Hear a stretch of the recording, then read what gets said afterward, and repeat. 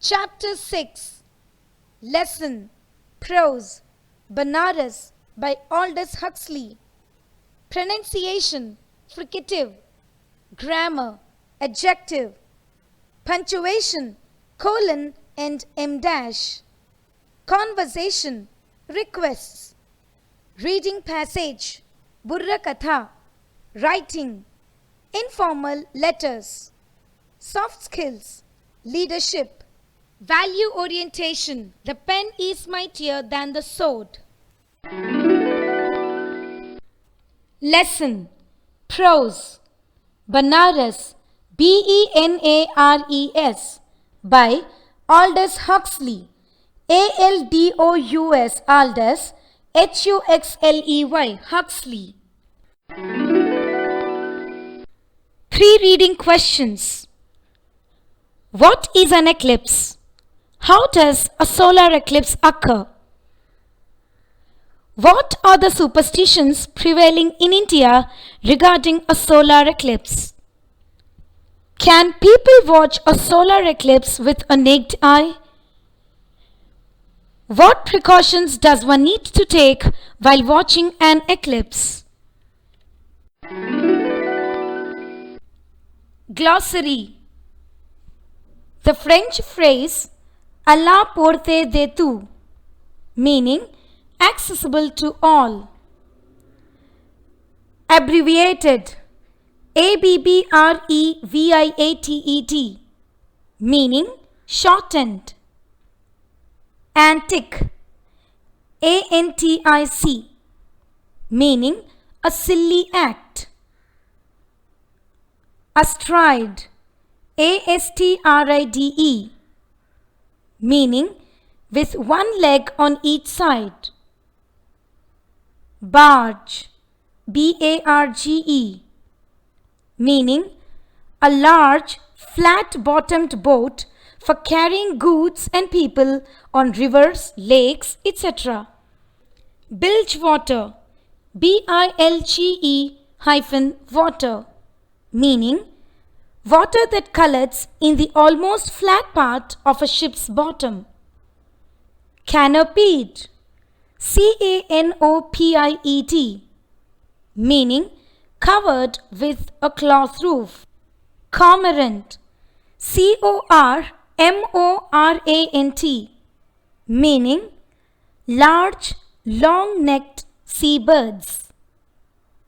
Ecstasy ECSTACY, meaning a state of being carried away by overwhelming emotion.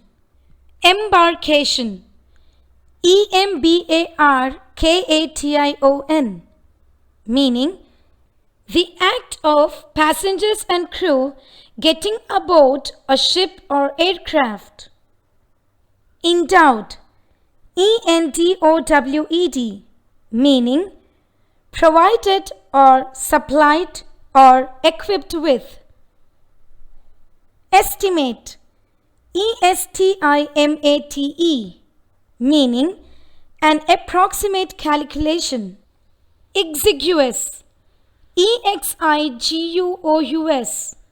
meaning very small in size or amount. Eye of faith, meaning from the point of view of faith. Faggot FAGGOT, meaning a bundle of sticks bound together as fuel. Furlong FURLONG, meaning a unit of length equal to 660 feet. Fatigue FATIGUE, meaning extreme tiredness resulting from mental or physical exertion or illness. Ghat GHAT, meaning stairway leading down to a landing on the water. Grotesque GROTESQUE, meaning abnormal and ugly. Gruesome, Gruesome, meaning inspiring horror. Heaving, Heaving. In this context, it means the act of lifting something with great effort. Imbecile, Imbecile, meaning a stupid person. Imperceptibly, Imperceptibly, meaning in so slight or gradual manner that it cannot be seen. Incumbent, Incumbent, meaning necessary for someone as a duty or responsibility. Indispensable, Indispensable, meaning essential. Ingenious, Ingenious, meaning showing inventiveness and skill. Inquisitive, Inquisitive, meaning curious. The phrase "in the twinkling of an eye" means very quickly. రెప్పవేసి తీసేంత లోపల. Ledge, Ledge, meaning narrow horizontal shelf affixed a wall.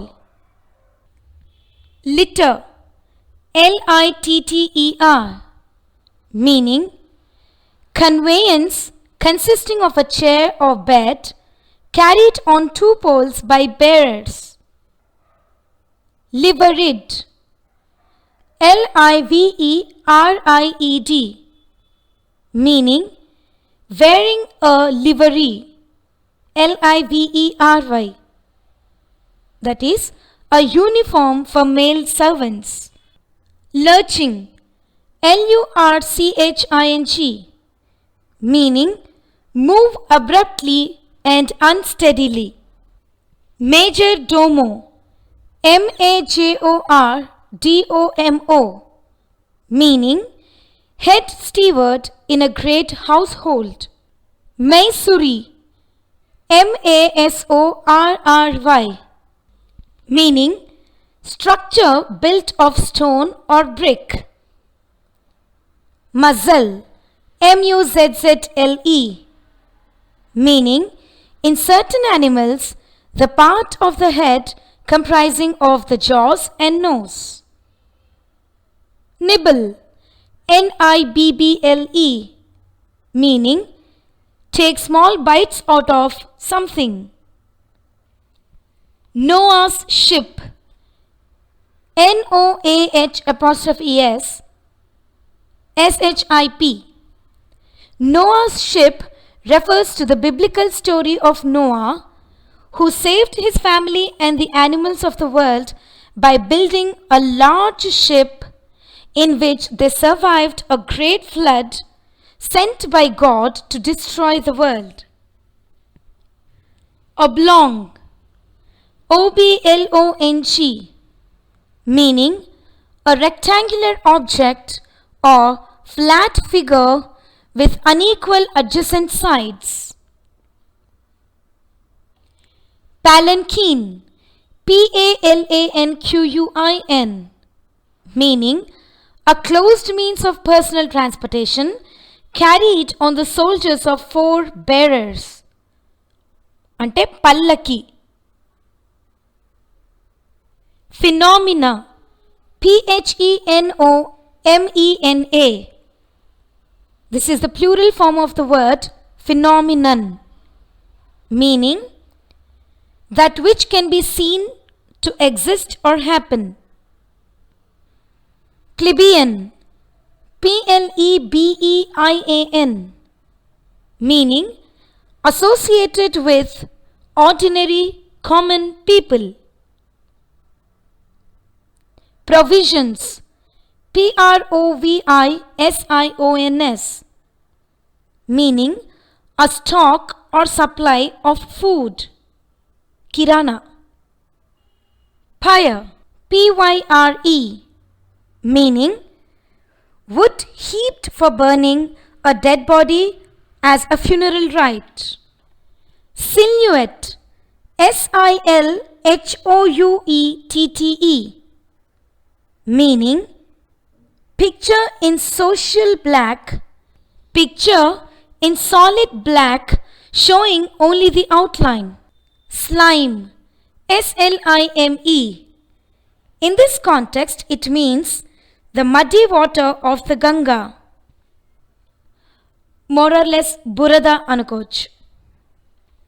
Smoked glass, Smoked glass, meaning glass that has been treated such that it can be used as a filter to look at bright objects without damaging one's eyesight.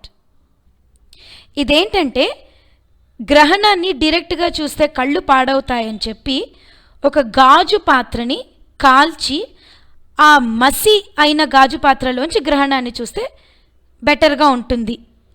So దాన్నే ఆ గాజు పాత్రని smoked glass అంటారు. స్మోల్డరింగ్, SMOULDERING, burn slowly with smoke and without a flame. Squint, SQUINT, meaning bhengapan or mellakannu. But in this context, it means to look at someone or something with one or both eyes partly closed in an attempt to see more clearly or as a reaction to strong light. Staves, STAVES.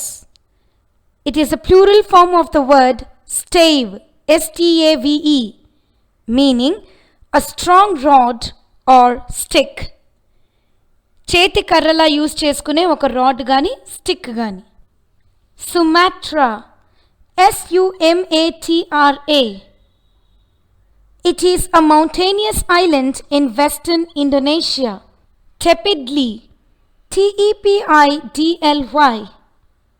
meaning lacking in emotional warmth or enthusiasm, or half-hearted.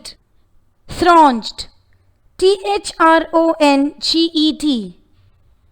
meaning filled with a great number of people crowded together. Totem, TOTEM, meaning a natural object or animal that is believed by a particular society to have spiritual significance and that is adopted by the society as an emblem. Trance, TRANCE, meaning a half-conscious state characterized by an absence of response to external sensations. మంత్రముగ్ధులైపోవడం.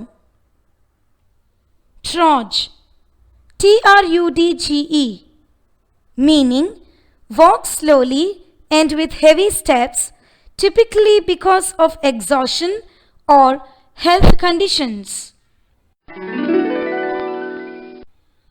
About the author and the lesson. Aldous Huxley, 1894 to 1963, was an English writer, novelist, and philosopher.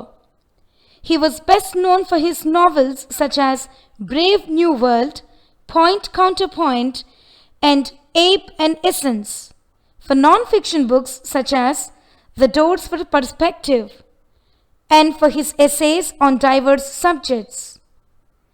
He also produced poetry, drama, film screenplays, and works of criticism.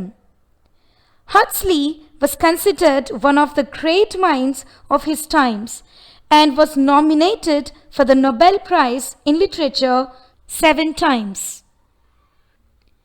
In the essay Banaras, Huxley describes what he observes at the Ghats on the day of a solar eclipse.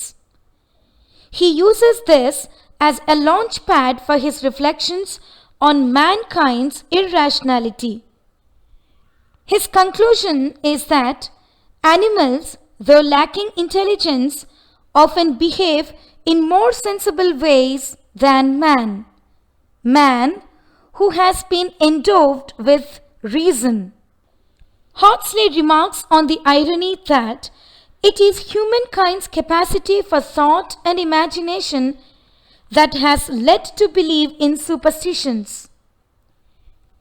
He concludes the essay by advising Indians of all religious persuasions to assemble to save India rather than assembling and washing their energies over superstitions. Despite his sarcastic tone, Hawksley's fascination for the place and the rituals is very apparent in this essay. The lesson. It was said that the eclipse of the sun would be visible from Benares, but it needed more than smoked glass to see it. The eye of faith was also indispensable. That, alas, we did not possess. Partial to the point of being non-existent, the eclipse remained, for us at least, unseen. Not that we minded. For it was not to look at the moon's silhouette that we had rowed out that morning on the Ganga. It was to look at the Hindus looking at it. The spectacle was vastly more extraordinary. There were, at the lowest estimate, 1 million of them on the bathing ghats that morning. 1 million. All the previous night and day, they had been streaming into the town. We had met them on every road, trudging with bare feet through the dust, an endless and silent procession.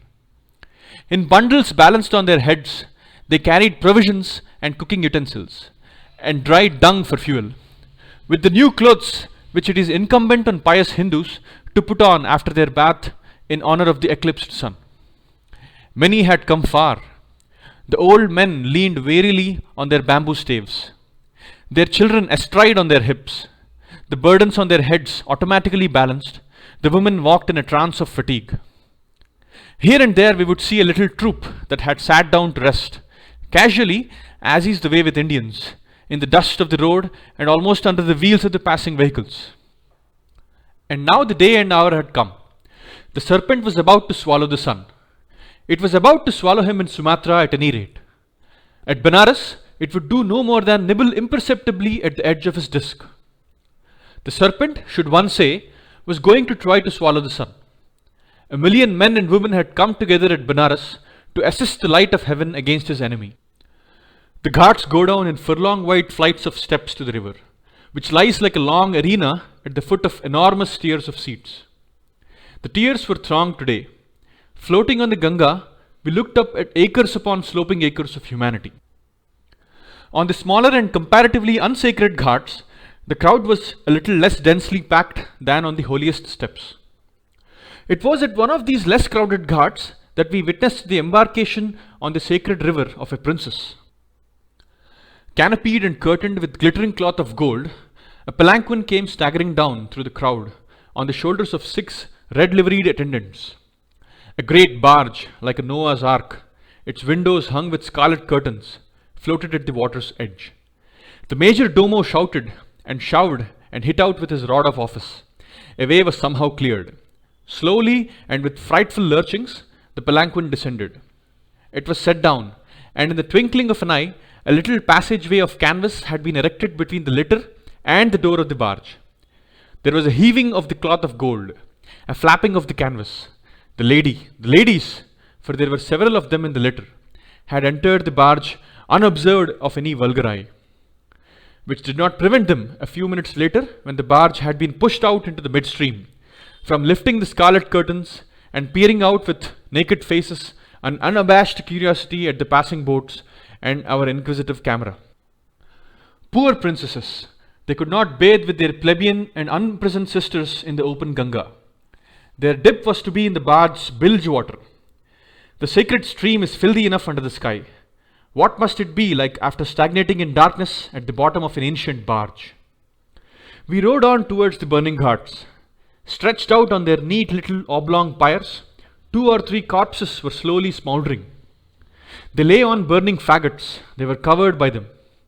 Gruesomely and grotesquely, their bare feet projected, like the feet of those who sleep uneasily on a bed too short and under exiguous blankets. A little further on, we saw a row of holy men, sitting like cormorants on a narrow ledge of masonry just above the water. Cross-legged, their hands dropped limply, palm upwards on the ground beside them, they contemplated the brown and sweating tips of their noses. It was the Lord Krishna himself who, in the Bhagavad Gita, prescribed that mystic squint. Lord Krishna, it is evident, knew all that there is to be known about the art of self-hypnotism. His simple method has never been improved on. It puts the mystical ecstasy à la portée de tout. The noise of an assembled million filled the air, but no sound could break the meditative sleep of the nose-gazers. At a given moment, the eye of faith must have observed the nibblings of the demoniacal serpent. For suddenly and simultaneously, all those on the lowest steps of the ghats threw themselves into the water and began to wash and gargle, to say their prayers and blow their noses, to spit and drink. A numerous band of police abbreviated their devotions and their bath in the interest of the crowds behind. The front of the waiting queue was 1,000 yards wide, but 1,000,000 people are waiting. The bathing must have gone on uninterruptedly the whole day. Time passed. The serpent went on nibbling imperceptibly at the sun. The Hindus counted their beads and prayed, made ritual gestures, ducked under the sacred slime, drank, and were moved on by the police to make room for another installment of the patient million. We rode up and down, taking snapshots. West is west. In spite of the serpent, the sun was uncommonly hot on our backs. After a couple of hours on the river, we decided that we had had enough and landed. The narrow lanes that lead from the ghats to the open streets in the center of the town were lined with beggars, more or less holy. They sat on the ground with their begging bowls before them. The charitable, as they passed, would throw a few grains of rice into each of the bowls. By the end of the day, the beggars might, with luck, have accumulated a square meal. We pushed our way slowly through the thronged alleys. From an archway in front of us emerged a sacred bull. The nearest beggar was dozing at his post. Those who eat little sleep much. The bull lowered its muzzle to the sleeping man's bowl, made a scouting movement with its black tongue, and a morning's charity had gone. The beggar still dozed, thoughtfully chewing.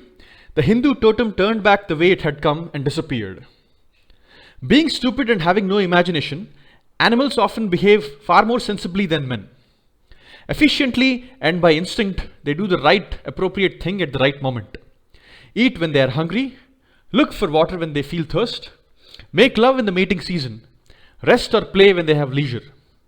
Men are intelligent and imaginative. They look backwards and ahead. They invent ingenious explanation for observed phenomena. They devise elaborate and roundabout means for the achievement of remote ends. Their intelligence, which has made them the masters of the world, often causes them to act like imbeciles. No animal, for example, is clever and imaginative enough to suppose that an eclipse is the work of a serpent devouring the sun. That is the sort of explanation that could occur only to the human mind, and only a human being would dream of making ritual gestures in the hope of influencing, for his own benefit, the outside world. While the animal, obedient to its instinct, goes quietly about its business, man, being endowed with reason and imagination, wastes half of his time and energy in doing things that are completely idiotic. In time, it is true, experience teaches him that magic formulas and ceremonial gestures do not give him what he wants. But until experience has taught him, and he takes a surprisingly long time to learn, man's behavior is in many respects far sillier than that of the animal. So I reflected, as I watched the sacred bull lick up the rice from the dozing beggar's bowl. While 1,000,000 people undertake long journeys, suffer fatigue, hunger, and discomfort in order to perform, in a certain stretch of very dirty water, certain antics for the benefits of a fixed star 90 million miles away, the bull goes about looking for food and fills its belly with whichever it can find. In this case, it is obvious. The bull's brainlessness causes it to act much more rationally than its masters. To save the sun, 1,000,000 of Hindus will assemble on the banks of the Ganga. How many, I wonder, would assemble to save India? An immense energy which, if it could be turned into political channels, might liberate and transform the country, is wasted in the name of imbecile superstitions. Religion is a luxury which India in its present condition cannot possibly afford. India will never be free until the Hindus and the Muslims are as tepidly enthusiastic about their religion as we are about the Church of England. If I were an Indian millionaire, I would leave all my money for the endowment of an atheist mission. Atheist అంటే నాస్తికుడు, the one who doesn't believe in the existence of God. Atheism is a belief that God doesn't exist. Summary and critical analysis. This part of the summary has been taken from the internet. The solar eclipse was about to take place, and Aldous Huxley visited Benares to observe it. On that particular day, the city of Benares, a pilgrim place, was crowded with a big population. Millions of people from all over the country came to save the sun from being eaten up by a serpent, a snake. Huxley observed the Orthodox people with their chants and deeds on the crowded banks of the river Ganga, the sacred river. Men, women, and children from all the walks of life reached Benares with utensils and new clothes to be touched after the holy dip carried on their heads. They were all exhausted by long journeys and heavy loads on their heads, and so walked slowly. Some of them had rested under vehicles. Huxley observed the ocean of ignorant mankind on the banks of the Ganga. In the mid-noon, 6 persons in their servant uniforms carried the princesses in a palanquin. A carpet was spread to the barge. The princesses in masks went to the river and got into a boat, which was decorated like Noah's ship. The boat went into the middle of the stream. The curtains were opened, and the princesses were to bathe away from their poor sisters, that means ordinary women, standing on the banks in the crowd. Later, on the ghats, the author observed 3 dead bodies that were being cremated on the pyres of wood. Their feet were stretched out of the pyre like the poor man's legs out of his little bed. The time of climax came in at last. The eclipse was to take place. Suddenly, people started sitting in a line like long-necked seabirds, chanting and telling their rosaries. Ante japmala. They were gazing the tip of their noses to concentrate their meditative sleep. The gesture, as suggested by Lord Sri Krishna in Bhagavad Gita. Huxley, who was an unorthodox Western man, as a foreigner, clicked photographs with his camera. Later, he felt extremely sorry for poor India when he came into the city of Benares packed with beggars. He saw a sacred bull eating away the rice from one of the sleepy beggars' bowl. He was of the opinion that animals are not intelligent and have no imagination, but they are very happy. When the whole mankind was engaged to influence gods for their benefit, the bull came with its timely care and ate away the rice given to a beggar in charity and walked away without causing any harm. The author regrets the religious ignorance of the Indians. He asks the Indians who were trying to save the sun from the serpent if they would save India in need. Much of their energy is wasted in superstitions. He says India will not be free unless they give up all their superstitions and try to realize their own state of life. Pronunciation. Fricative. Fricative. As you have learnt, consonants in English can be classified according to their manner of articulation, that is, the way the sounds are produced. The fricative is a type of consonant sound made when air escapes from a narrow passage in the mouth, causing friction and a hissing sound. There are 9 fricatives in English. They are f, v, th, z, s, z, sh, j, and h, as in fan, v, as in van, th, as in theater, th, as in then, s, as in sun, z, as in bees, sh, as in ship, j, as in pressure, and h, as in hut. Let us now observe the manner of articulation of these fricative sounds.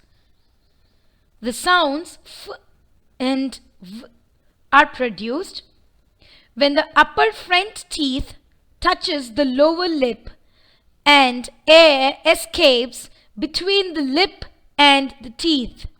F, v. You can hear hissing sound and a friction caused between the lip and the teeth. The other fricative sounds, th and th, are produced when the tip of the tongue touches the front teeth ridge. Th, th. Remember, it's wrong to pronounce th and th as th and the. There are no such sounds in English. Th is pronounced as th. The tip of the tongue should touch the front teeth corner edge. The. It's not da. The sounds sh and j are produced in the back of the tongue. Sh, j. The sounds s and z are produced when the tip of the tongue touches the gum line of the upper front teeth. Just behind the upper teeth, there is the gum line. When the tip of the tongue touches that, there is this hissing sound produced between the teeth.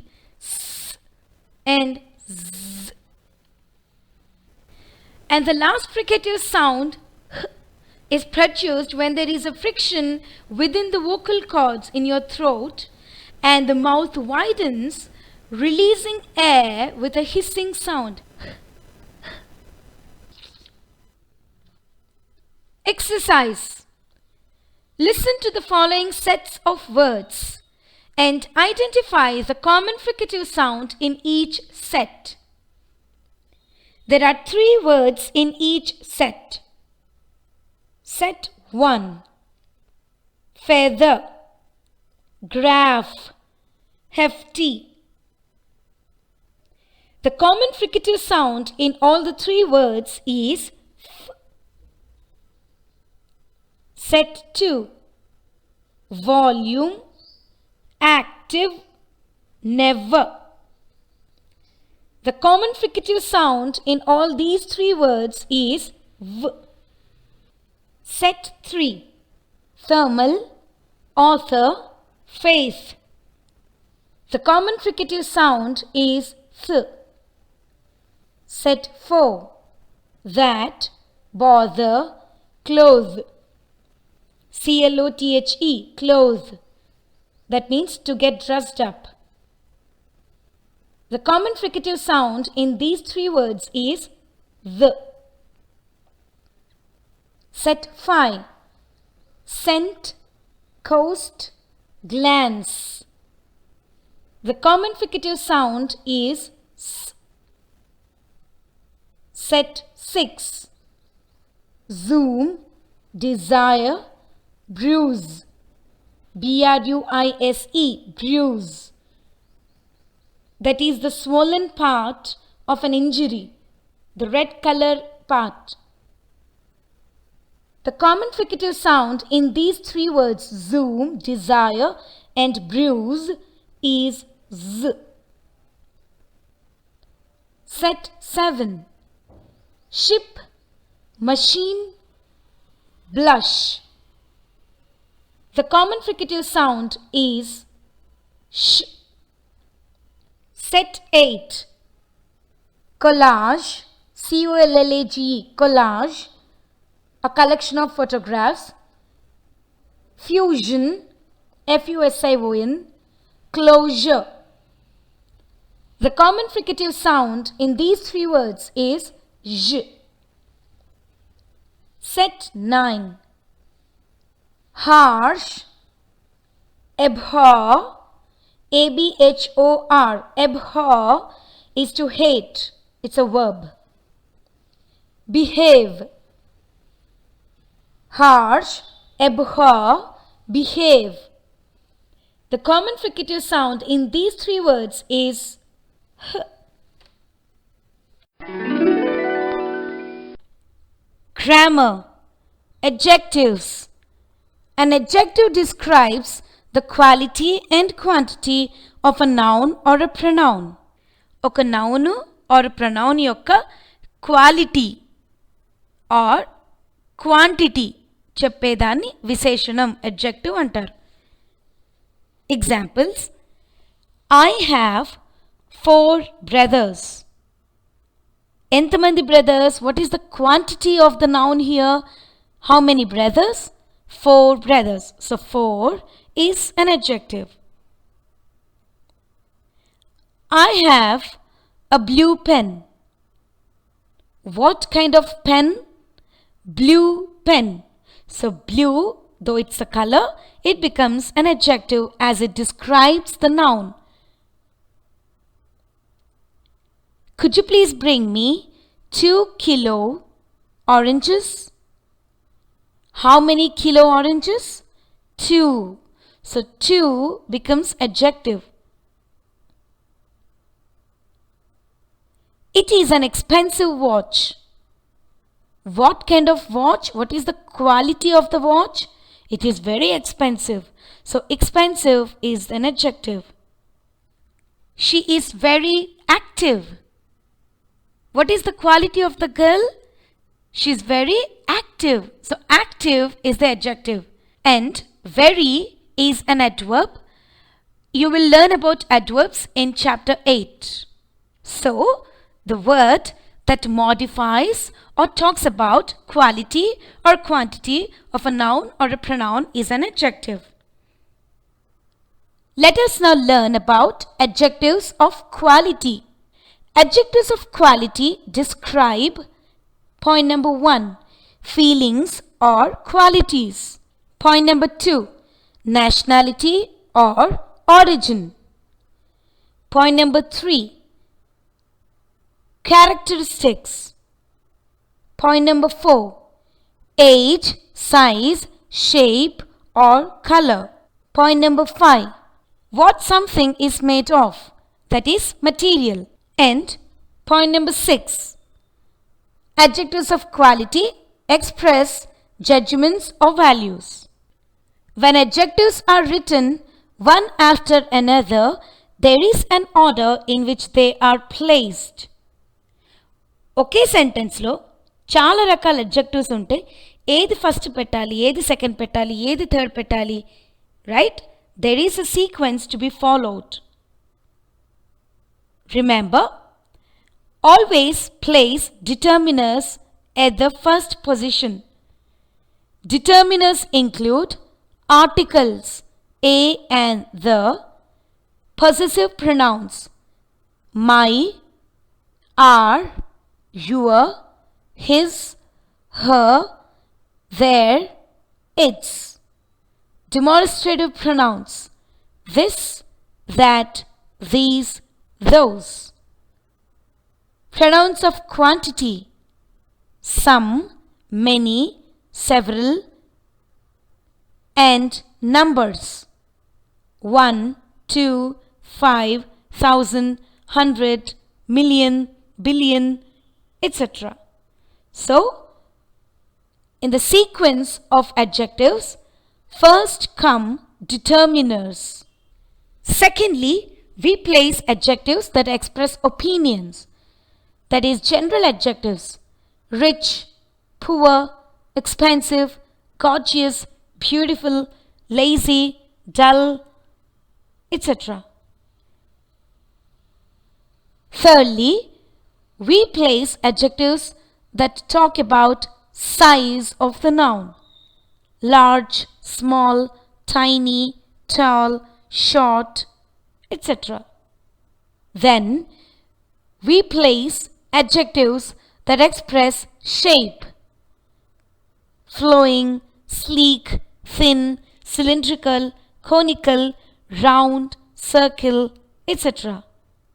Then adjectives that talk about the age, like antique, modern, young. Next, the color, like yellow, blue, red, pink, etc. Then origin. What is the origin of that noun? Like English, Indian, Italian, German, Chinese, Kashmiri, Mangalagiri, etc. Then comes material on the sequence. Material. What is the material that the noun has been made of? Wooden, silk, cotton, metal, iron, gold, etc. Then, at last, we have qualifiers. What are qualifiers? Qualifiers are those parts of speech other than adjectives which act like adjective in certain sentences, like verbs ending in ing or ed or en, and sometimes nouns also act like adjectives. So such words come at the end and just before the noun. So, in short, the sequence of adjectives in a sentence would be determiners plus opinions, that is general adjectives, plus size plus shape plus age plus color plus origin plus material plus qualifier, and then lastly the noun. Examples: I have an expensive, large, antique, English wooden writing desk. Oh my God. Have you observed the sequence? An determiner, expensive opinion, large size, then we don't have anything shape here, then age antique, then English is the origin, wooden material, writing is the qualifier. What kind of desk? Writing desk. Writing individual ga verb, kani ikkada it becomes an adjective as it describes the noun. Elanti desk? Writing desk. Example 2.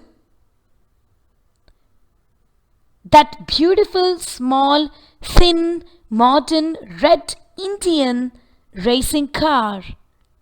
Oh my God. So first comes the determiner. That is the determiner here, demonstrative pronoun. Next, మీ opinion ఏంటిది? ఇది beautiful అంట. That beautiful. Size ఉందా? Small. Next shape ఉందా? Yes, thin. Next age. ఏజ్లో ఏమిచ్చారు? Modern. Then colour, red. Then origin, Indian. Then we don't have material here. Qualifier ఏముంది? Racing. Noun, car. That beautiful, small, thin, modern, red Indian racing car. Example 3. Sita brought some tiny cylindrical metal drinking glasses. Yes, some is the determiner. Next, opinion lo manakem ledhu ikkada. Beautiful, rich, poor avem ivvaledu. Next, tiny. Which category is it? Yes, it comes under size. Next, cylindrical. Yes, it comes under shape. Then we have the word metal. that is the material. What kind of glass? Drinking glass. Drinking is the qualifier. So see the sequence. First comes the determiner, then the size, then shape, then we have material, then we have qualifier. Sita brought some tiny cylindrical metal drinking glasses. Example 4. I met 5 tall young Indian cricket players.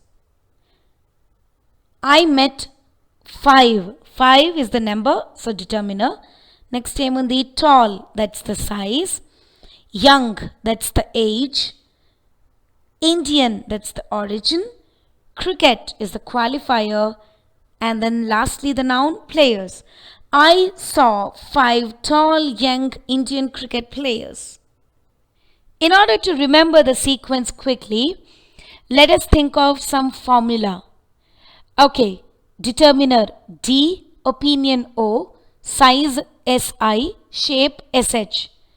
Doshish, doshish.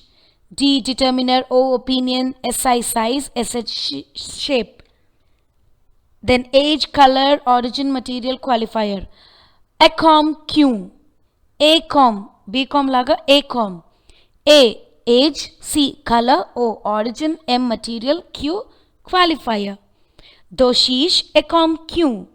Wow. Doshish, Acom, Q. Determiner, origin, size, shape, age, color, origin, material, qualifier. This is the sequence. Are you ready to solve an exercise? Alright, here is an exercise. Choose the right order of adjectives from the given options and fill in the blanks. 1. Jitendra lives in the dash house down the street. Your options: A, pink, comma, new, comma, big. B, big, comma, new, comma, pink. C, new, comma, big, comma, pink. A, pink, new, big. B, big, new, pink. C, new, big, pink. The answer is C, new, comma, big, comma, pink. Jitendra lives in the new, big, pink house down the street. What is the logic? Remember the sequence. Determiner, opinion, size, shape, age, color, origin, material, qualifier, and lastly the noun. So new is the opinion, big is the size, and pink is the color. 2. The Sunday market offers all kinds of dash objects. A, fascinating, comma, old, comma, antique. B, old, comma, antique, comma, fascinating. C, old, comma, fascinating, comma, antique. Fascinating, old, antique. Old, antique, fascinating. Old, fascinating, antique. The answer is B, old, comma, antique, comma, fascinating.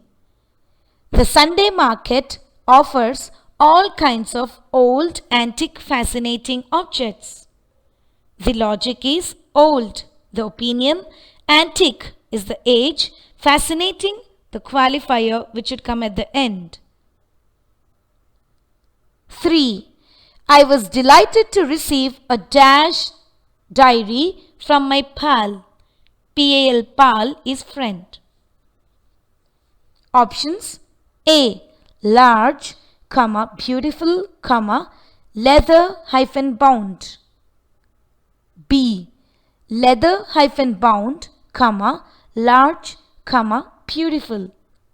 C, beautiful, comma, large, comma, leather hyphen bound. A, large, beautiful, leather bound. B, leather bound, large, beautiful. C, beautiful, large, leather bound. The answer is C, beautiful, comma, large, comma, leather hyphen bound. I was delighted to receive a beautiful, large, leather bound diary from my friend. What is the logic? Beautiful is the opinion, large is the size, leather bound, material. Leather, right. 4. His clown costume consists of a red nose, oversized shoes, and a dash jacket. Your options: A. Tight, polka dotted, satin. B. Polka dotted, satin, tight. C. Polka dotted, tight, satin.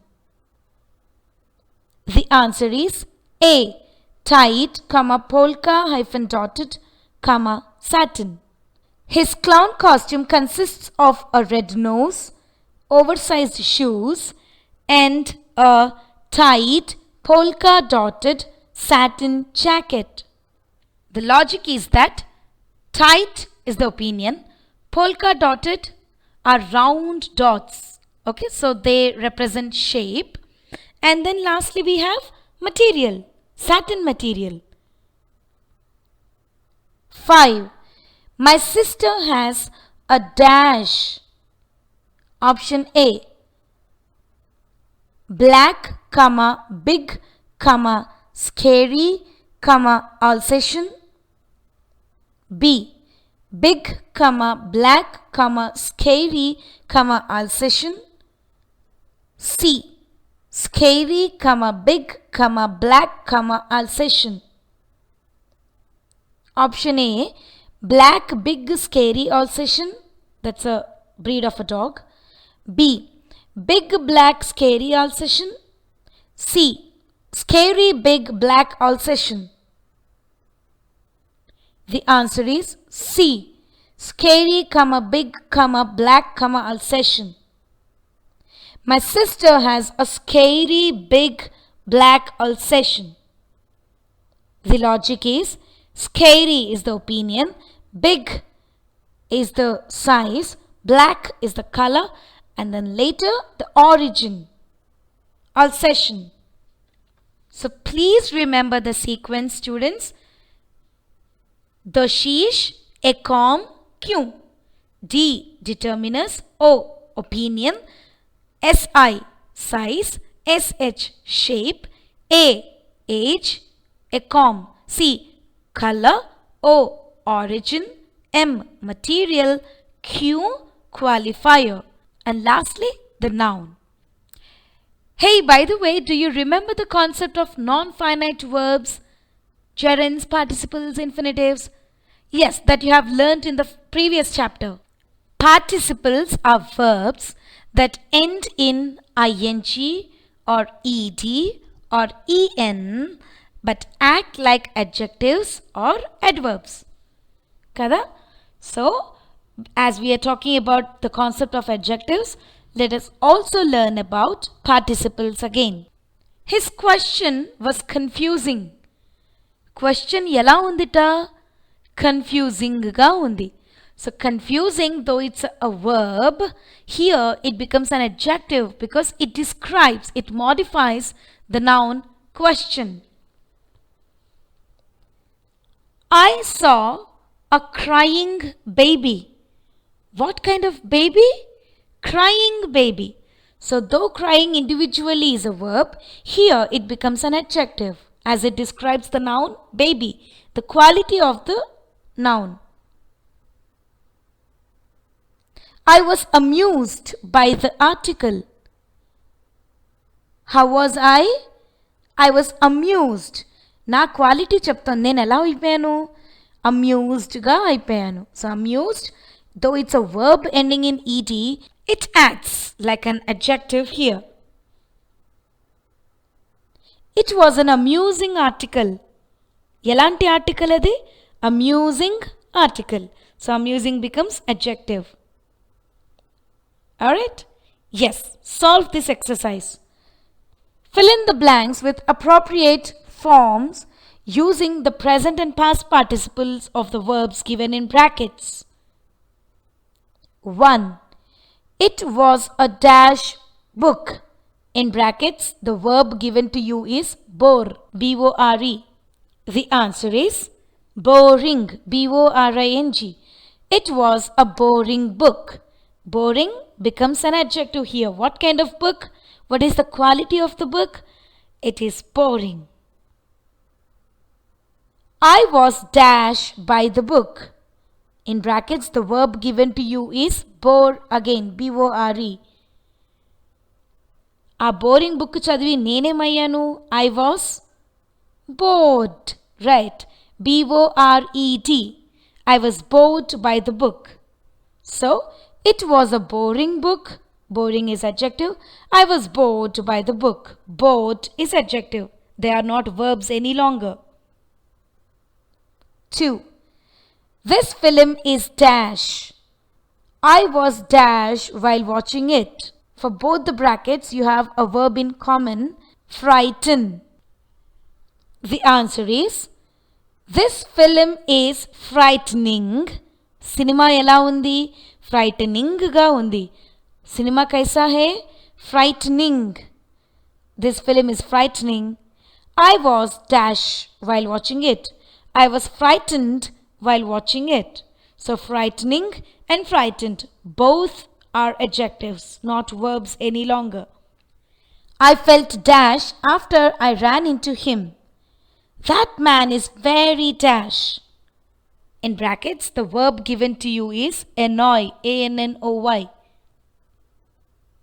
The answer is, I felt annoyed, A-N-N-O-Y-E-D, after I ran into him. That man is very annoying, A-N-N-O-Y-I-N-G. Both are adjectives. 4. It is an dash topic. I am dashed in learning more about it. In brackets, the verb is interest.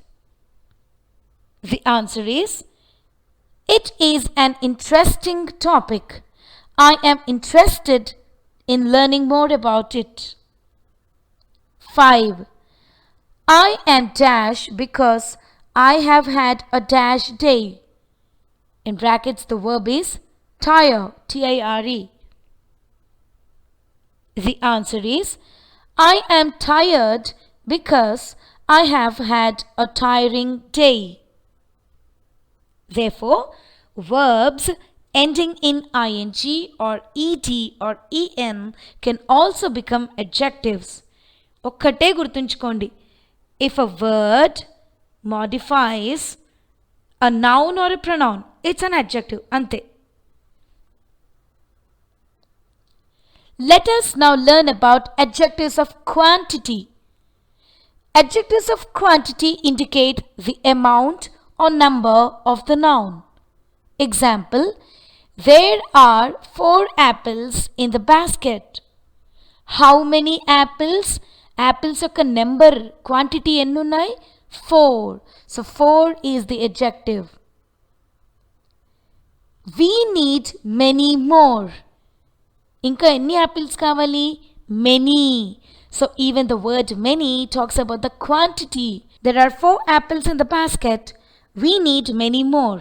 ఇంకా చాలా apples కావాలి. ఈ చాలా అన్నది adjective. Do you remember? Determiner. Right? Great.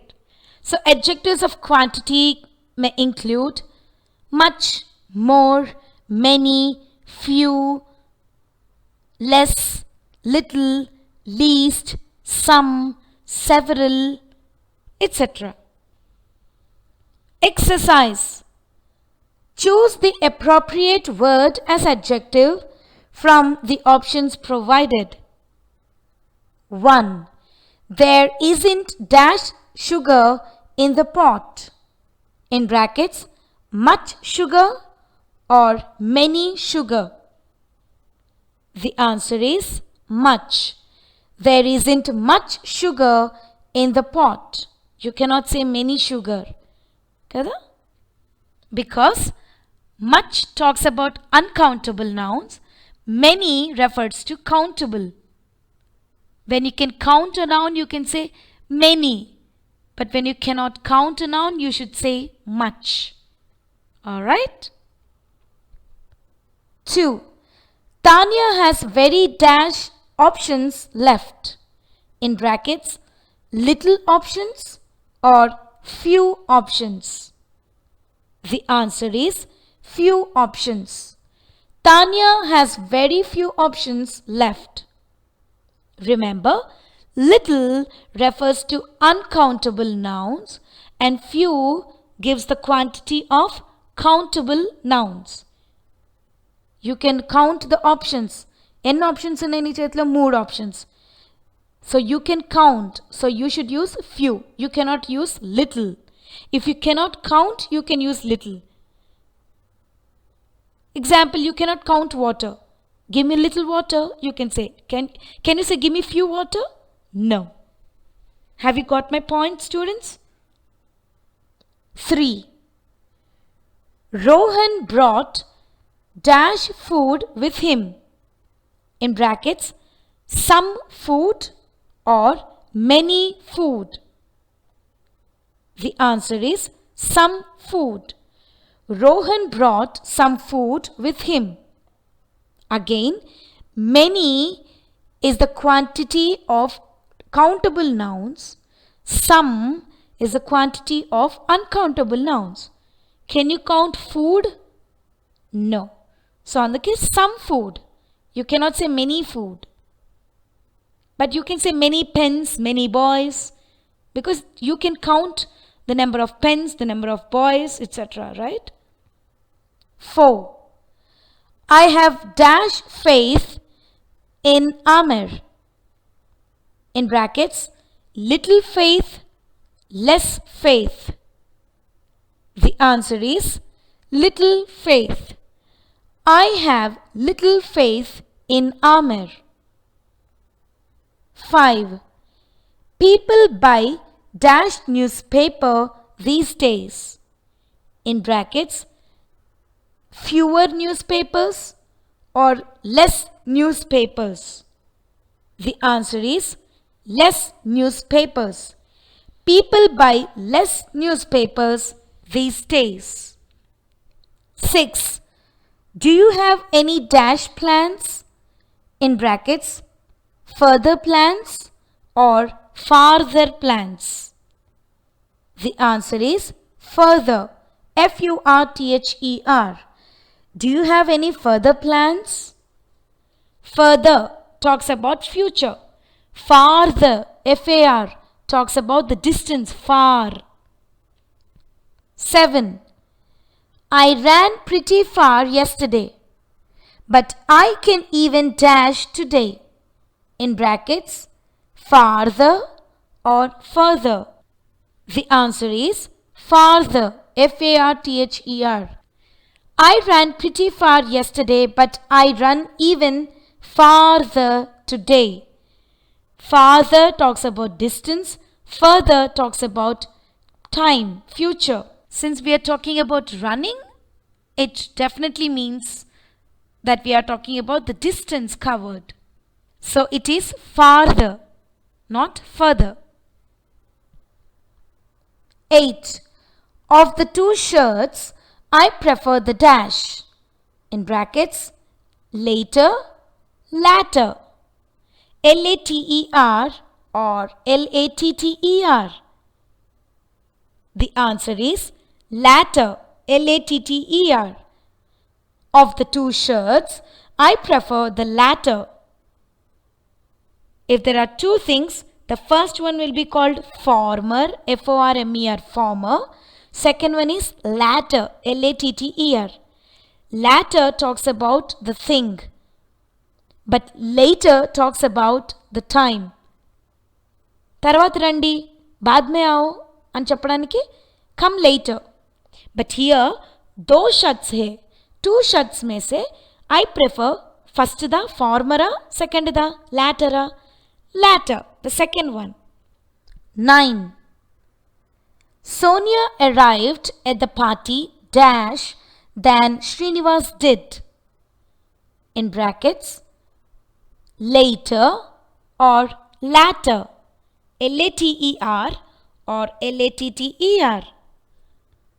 Sonia arrived at the party dash than Srinivas did. The answer is later. Here we are talking about time. Srinivas kante Sonia late ga vachindi. So the answer is later but not latter. Sonia arrived at the party later than Srinivas did. 10. The people in the photo are Raju, Sonu and Monu. The dash is my brother. In brackets, last or latter. The answer is last. The people in the photo are Raju, Sonu and Monu. The last is my brother. Remember, last talks about the sequence. First evarunar photo lo first Raju, next Sonu, last evarunar Monu. So last is the answer. Latter talks about only two people. Iddaruntene former latter vaadali. But ikkada mugguru unnaru, 3 log hai, Raju, Sonu, Monu. तो एक पहला होना, एक आखरी वाला होना. आखरी, last, but not later. Before we learn degrees of comparison of adjectives, I would advise you to take a break for few minutes. It's too much on the head, right? Yeah, take a break for few minutes and then continue to listen to this audio. Are you refreshed? Oh, great. Refreshed. It's a verb ending in et but acts like an adjective here. I'm back to the subject. Yes, మీరందరూ ఎలా ఉన్నారు? Refreshed గా ఉన్నారు. So refreshed is adjective. Well, let us now learn about the degrees of comparison of adjectives.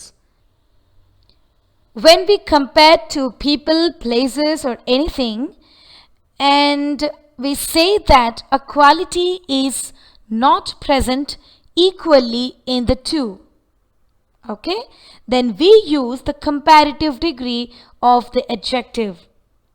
The comparative form is always followed by the word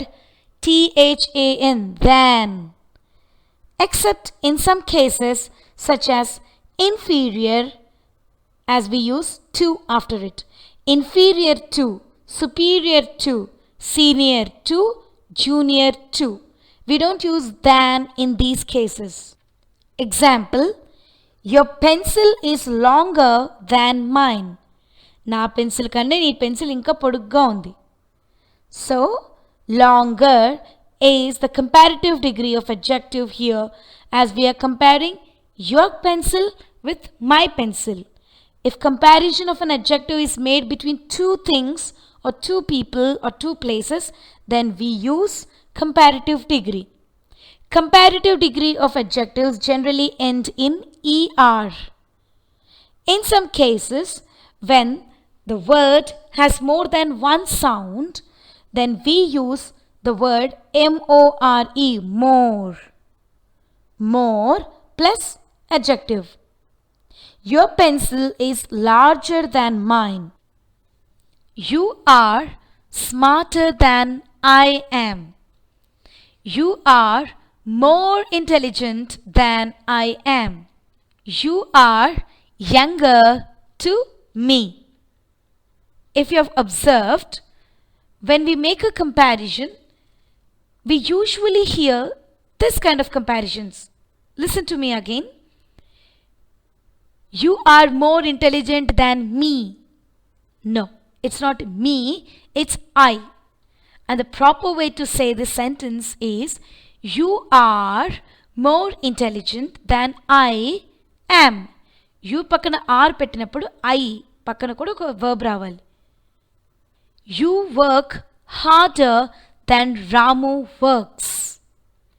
You work harder than she does. Don't say you work harder than her.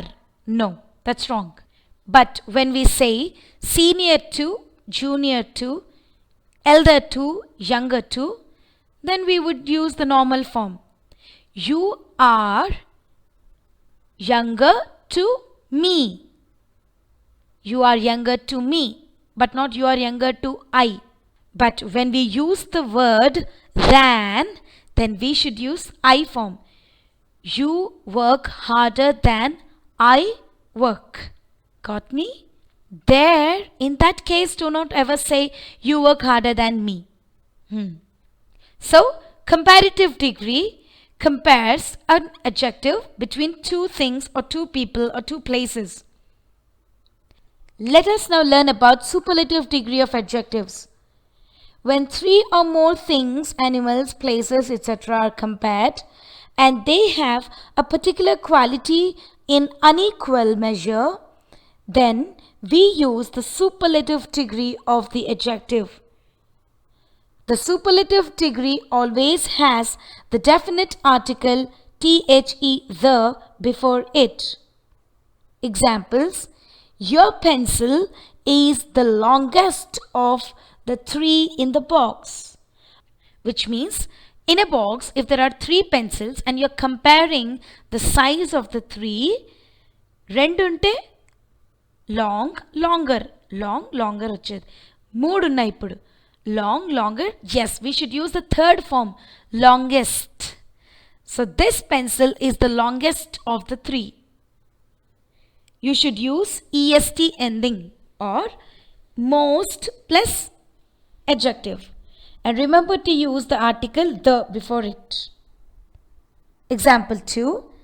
That flower is the most beautiful of all the flowers in the garden. So, you're comparing the beauty of one flower with many flowers. So, you should use the superlative degree. Since you cannot say beautiful, beautifuler, beautifulest, you should use most. The most beautiful. How do we know whether to say er or more or est or most? Okay, the logic is that if a word has one sound in it, then the word takes er ending in comparative degree, est ending in superlative degree. Like the word smart, smart, smart. It has only one sound. You cannot say smart. No, it's smart. So, you are smart. Ramu is smarter than you. Shamu is the smartest of the three. If a word has more than one sound in it, then you should use more plus that adjective for comparative degree and the most plus adjective for the superlative degree. But there are always some exceptions to this rule. Take the adjective pretty, pretty, pretty. There are two sounds in it. Technically, we should say more pretty and most pretty. But we often hear the forms she's prettier or she's the prettiest. Kada? Yeah. In the case of happy also. Happy. It has two sounds. Basically, we shouldn't say happier, happiest. We should say more happy and most happy. ఒక కంటే ఎక్కువ sound ఉన్న వర్డ్స్కి more most పెట్టాలి. కానీ exceptional cases వల్ల happier, happiest అని అంటాం. No problem. Ugly. Again two sounds. Ugly. But rather than saying more ugly, most ugly, we often say and hear it as uglier, ugliest. Right? So these are some exceptional words, but the logic is that if a word has only one sound in it, you can use er or est endings. If a word has more than one sound, which is the syllable in it, then you should use more and most. Here is a table and you are asked to write the comparative and superlative degrees of the adjectives given. 1. Good. The comparative degree of good is better, better. Superlative degree of good is best, best. good, better, best. 2. Well, W-E-L-L. Well has the same comparative and superlative forms as that of good. It's well, better, best. Good, better, best, or well, better, best. 3. Bad or ill, I-L-L. Comparative degree of bad or ill is worse, W-O-R-S-E. Superlative degree is worst, W-O-R-S-T. Bad, worse, worst, or ill, worse, worst. 4. Little, L-I-T-T-L-E. Comparative degree is less, L-E-S-S. Superlative degree is least, L-E-A-S-T. Little, less, least. 5. Much or many. Comparative degree of much or many is more, M-O-R-E. Superlative degree of much or many is most, M-O-S-T. Much, more, most, or many, more, most. 6. Far, F-A-R. One sound. So the comparative degree is farther, F-A-R-T-H-E-R, farther. And the superlative degree is farthest, F-A-R-T-H-E-S-T. Far, farther, farthest. 7. Simple. See, it has two sounds. Simple. So the comparative degree of the word simple is more simple, and the superlative degree is most simple. 8. Important. Important. Three sounds. So the comparative degree of important would be more important, and the superlative degree is most important. 9. Small, S-M-A-L-L. Comparative degree is smaller. Superlative degree is smallest. Remember to use the article the before the superlative forms of adjectives. People often make mistakes with the degrees of comparison. I would love to share a few sentences with you. సాధారణంగా ఇద్దరు పిల్లలు ఉంటే first వాళ్ళు elder అనాలి, second వాళ్ళని younger అనాలి. Okay, imagine mister Rao has 2 kids, okay, 2 children. So the elder one is a girl and the younger one is a boy.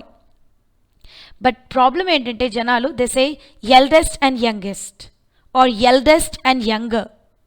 No, ఇద్దరే ఉంటే ER-EST, elder, younger. ఇద్దరి కంటే ఎక్కువ పిల్లలు ఉంటే first child is the eldest child, last child is the youngest child, and the one between in the middle is the second child, third child, fourth child, like that. You cannot say middle child. Okay, another one is I hear people saying they're the most happiest couple. Most happiest. How can two forms of superlatives come together? EST ending వస్తే most పెట్టాల్సిన అవసరమే లేదు. आपको अगर most use करना है तो EST ending नहीं देना adjective को. So they are the happiest couple is the right answer. You needn't say most happiest couple. No. If you are using most, then don't give EST ending to the adjective. If the adjective has EST ending, then it doesn't take the word most. Now get ready for the last exercise. Exercise. Fill in the blanks with adjectives formed from the words given in brackets. 1. This is the dash story I have ever read. In brackets, the word given to you is fascination. Convert the word into an adjective and also be careful about the degree of the adjective. Is it comparative or superlative or what? This is the dash story I have ever read. So, ఇప్పుడు చదివిన స్టోరీకి ఇన్నేళ్ళని చదువుతున్న స్టోరీస్కి compare చేస్తున్నారు. Comparative degree వాడాలా superlative డిగ్రీనా? Yes, superlative degree ఎక్కువ ఉన్నాయి కాబట్టి. Here we have to convert the given noun fascination into adjective and also add the degree to it. So fascination ki adjective form fascinating. This is the most fascinating story I have ever read is the right answer. Superlative degree. 2. Non-smokers live dash than smokers. In brackets, the word given to you is long. The answer is longer. It's a comparison between non-smokers and smokers. Two different things. Non-smokers usually live longer than smokers. Cigarette తాగని వాళ్ళు cigarette తాగే వాళ్ళ కంటే ఎక్కువ కాలం బతుకుతారు అన్నది. 3. A holiday by the sea is dash than a holiday in the mountains. In brackets, the word given to you is good. A holiday by the sea is dash than a holiday in the mountains. Comparative degree of good. What's the answer? Better. B-E-T-T-E-R. A holiday by the sea is better than a holiday in the mountains. 4. Today was the dash day of my life. In brackets, the word is bad. The dash day. T-H-E, the is the clue here. And you're comparing all the days with this day. Bad versus worst. Yes, the answer is worst. Today was the worst day of my life. Hey, don't feel bad. This is not my dialogue. It's just a sentence here. 5. This is the dash of the two evils. In brackets, the word is less. Here is a twist. The article the in the sentence would make you use the superlative degree. But remember, students, there are two evils. So you should use a comparative degree only. This is the dash of the two. This is the lesser of the two evils. L-E-S-S-E-R. Do not write it as this is the least of the two evils. No. Exercise 2. Fill in the blanks with the comparative and superlative forms of the adjectives given in the brackets. 1. My bungalow is dash than hers. My bungalow is the dash in my colony. You have two sentences. And the adjective given in brackets is large. My bungalow is dash than hers. The answer is larger. L-A-R-G-E-R. My bungalow is the dash in my colony. The answer is largest. L-A-R-G-E-S-T. 2.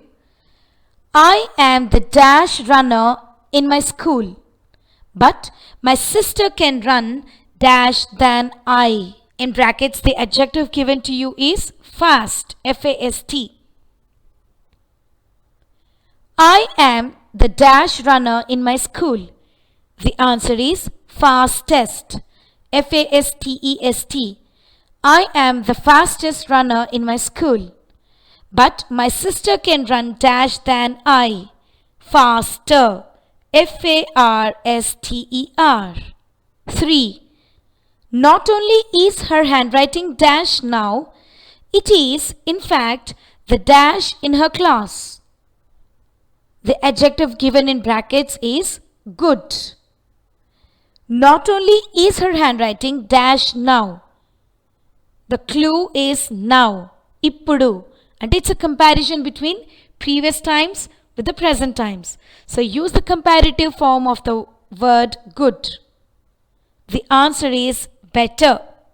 Not only is her handwriting better now, it is in fact the dash in her class. It is always the best, B-E-S-T. It is in fact the best in her class. అప్పుడు ఇప్పుడు ఎప్పుడు తన hand writing బెస్ట్గా ఉంది.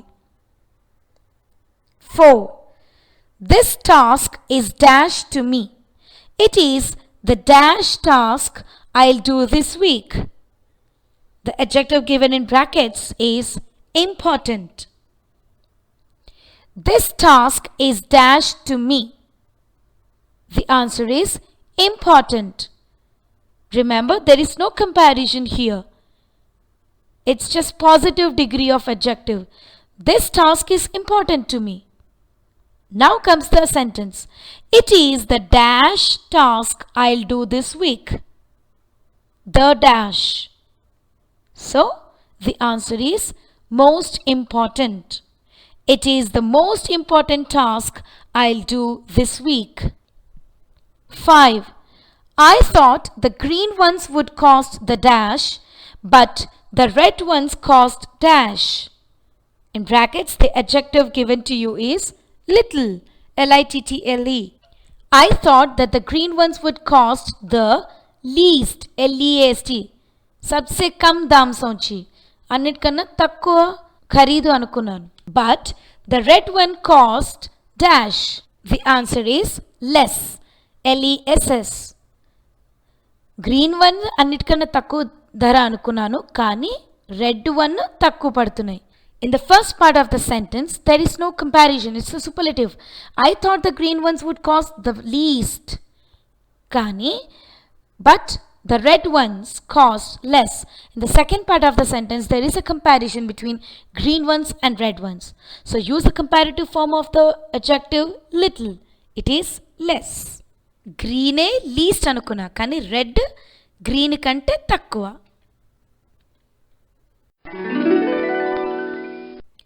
Vocabulary: oxymoron and hyperbole. O-X-Y-M-O-R-O-N. An oxymoron is a figure of speech which juxtaposes elements that appear to be contradictory. It combines words that have opposite or very different meaning. Juxtapose means to place two things side by side, and contradictory means opposite.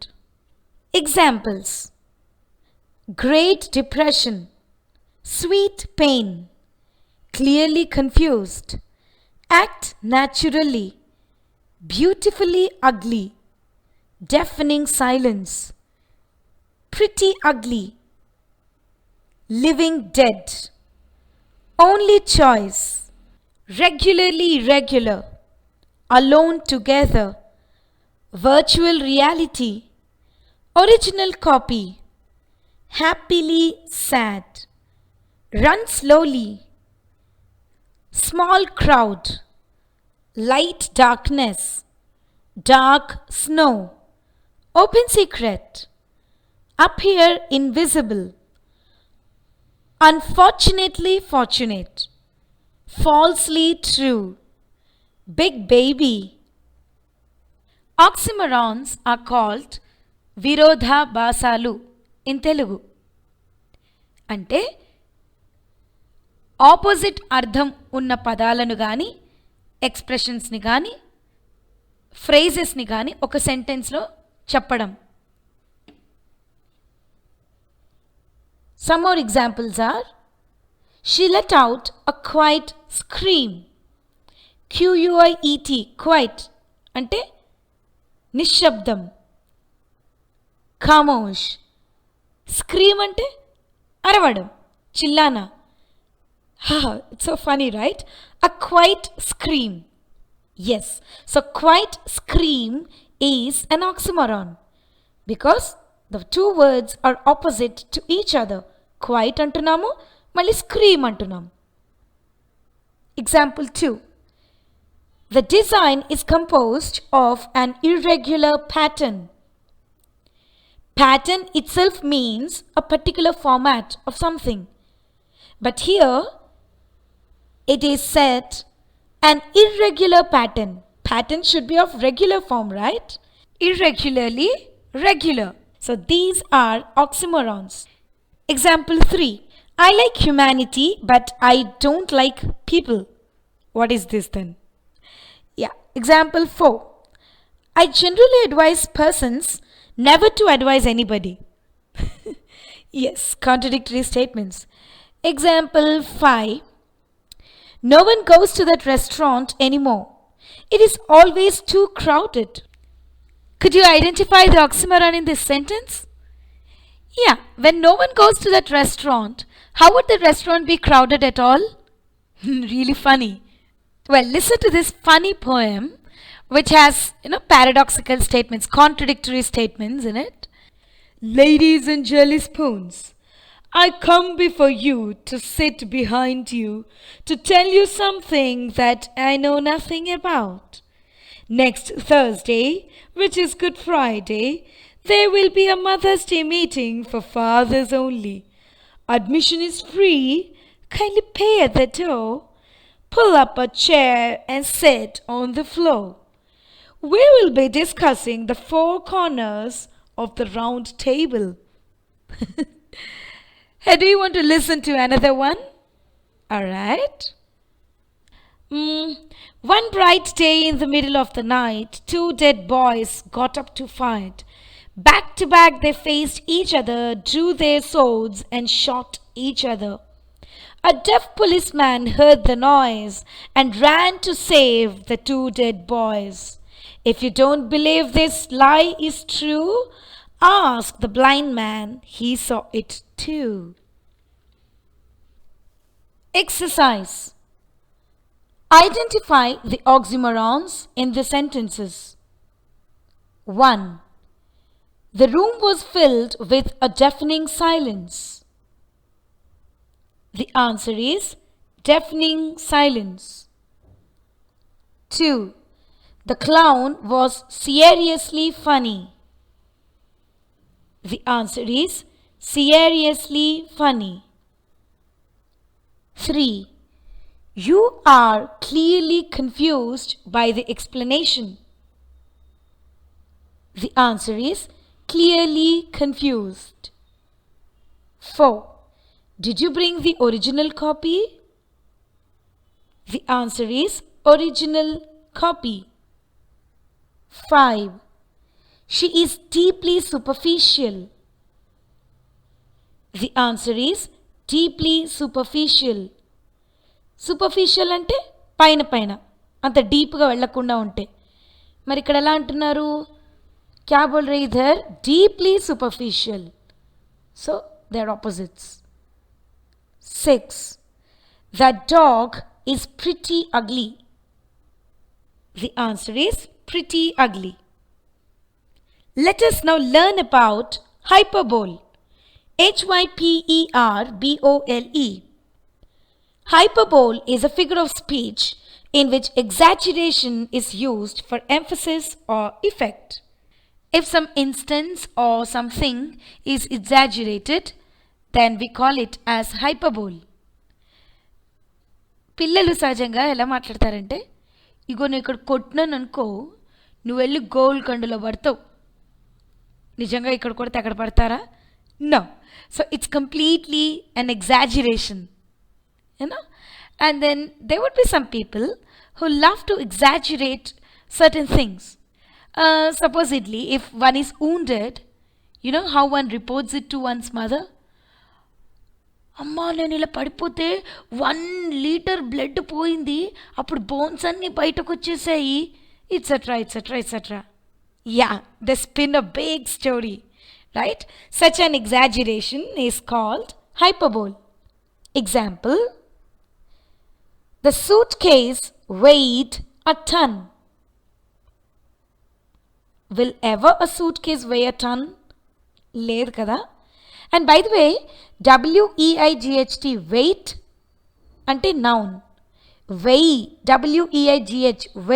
is verb. What is the weight of this something something? Oh, it weighs a ton. weighs, not weights. Okay? Example 2. She is as skinny as a toothpick. Haha. Skinny is to be very lean and thin and bony. But would ever a girl be such thinny as a toothpick? No, na? Yes, it's an exaggeration. And if you remember one statement from the topic of similes and metaphors, there was a sentence which said, how old are these computers? These computers are as old as dinosaurs. Antaganam edana old untunda? Undadu. So, that sentence could be both an example for simile, because as old as, if you remember, yes.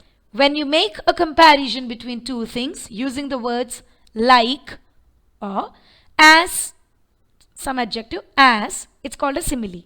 So the computers are as old as dinosaurs can be an example for simile and also for hyperbole, exaggeration. A few more examples for hyperbole are, it was too cold outside that I saw polar bears wearing jackets. Polar bear is said to resist cold and to live in snow. Such polar bears, are wearing jackets to resist cold, it seems. An exaggeration. I had a ton of homework. If I can't buy the new game, I will die. Aha. Sweet dhamki. This car goes faster than the speed of light. Oh. He is older than the hills. Her brain is the size of a peanut. We are so poor that we do not have 2 coins to rub together. Exercise. Identify hyperbolic expressions in sentences. 1. We had to wait forever for the bus. The answer is forever. 2. I have a million things to do. The answer is a million things. 3. I could sleep for a year. The answer is sleep for a year. Can anyone sleep for such long? 4.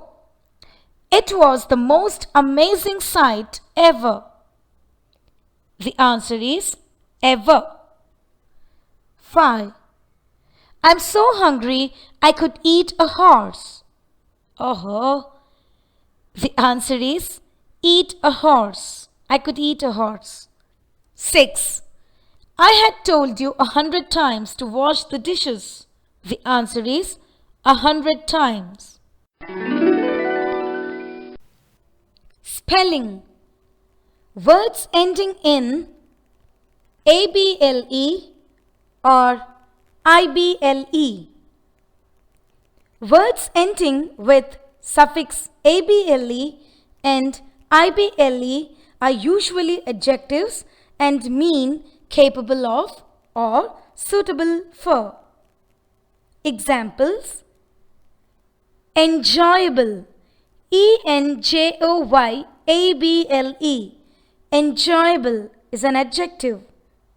It means able to be enjoyed. Edible, EDIBLE, meaning suitable for eating. Readable, REDABLE, meaning capable of being read. Reversible, REVERSIBLE, meaning capable of being reversed. The basic word in words ending in ABLE is generally easily identifiable, such as the word adapt in adaptable, adaptable, and bear in bearable, bearable, although there are many exceptions. If the basic word ends with the letter E, it is usually dropped before adding the suffix, as in the word debatable. debate is debate, but when you added the suffix able, the last T disappeared. Debatable. The word debate is spelt as debate. When the suffix able is added to debate, then the last E disappears and it becomes debatable, debatable. Adore, adore. The last letter E disappears when the suffix is added. It becomes adorable, adorable. Exercise. Complete the words using the suffixes able or ible. 1. Permiss dash. The answer is ible, permissible, permissible.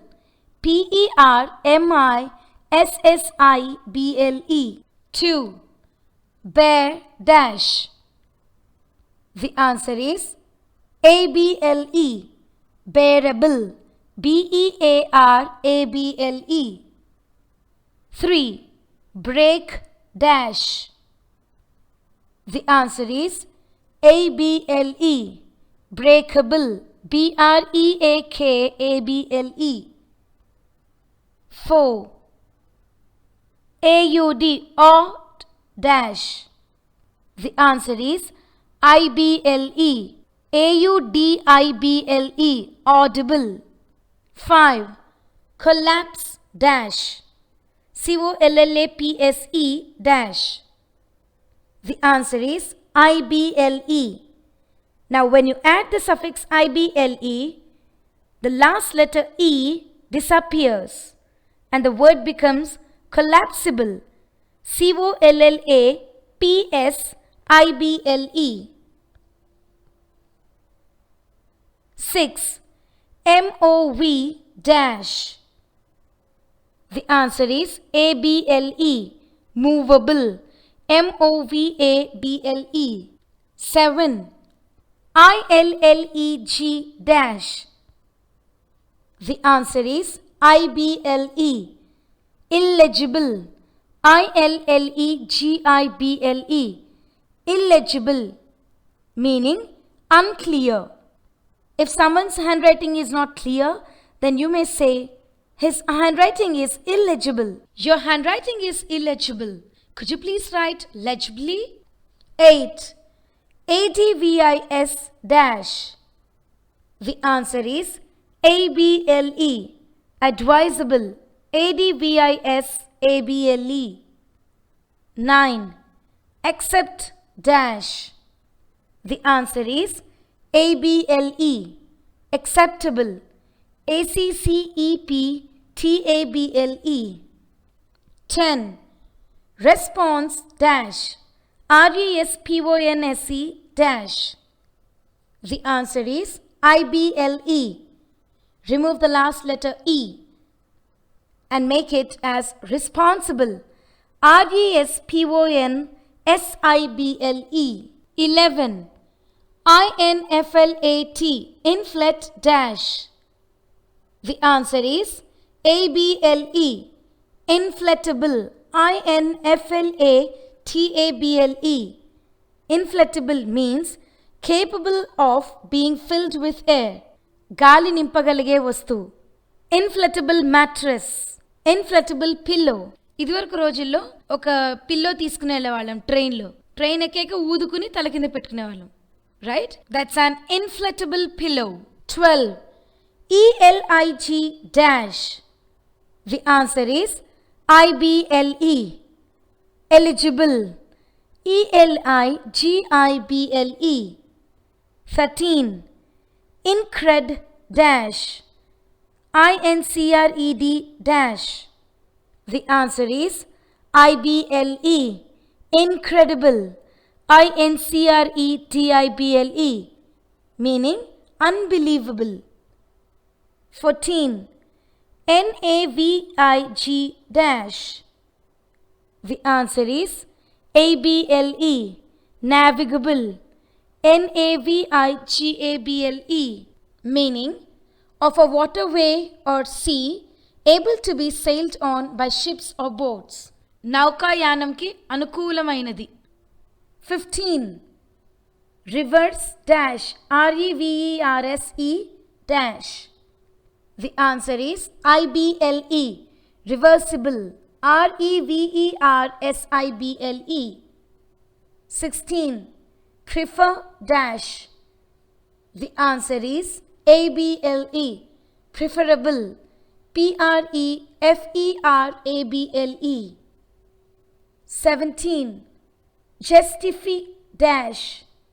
The answer is ABLE. Justifiable. JUSTIFIABLE. 18. Cape dash. The answer is ABLE. 19. Neglige dash. NEGLIG dash. The answer is IBLE. Negligible. NEGLIGIBLE. 20. INVINC dash. The answer is IBLE. Invincible. INVINCIBLE. Invincible means too powerful to be defeated. He is an invincible warrior.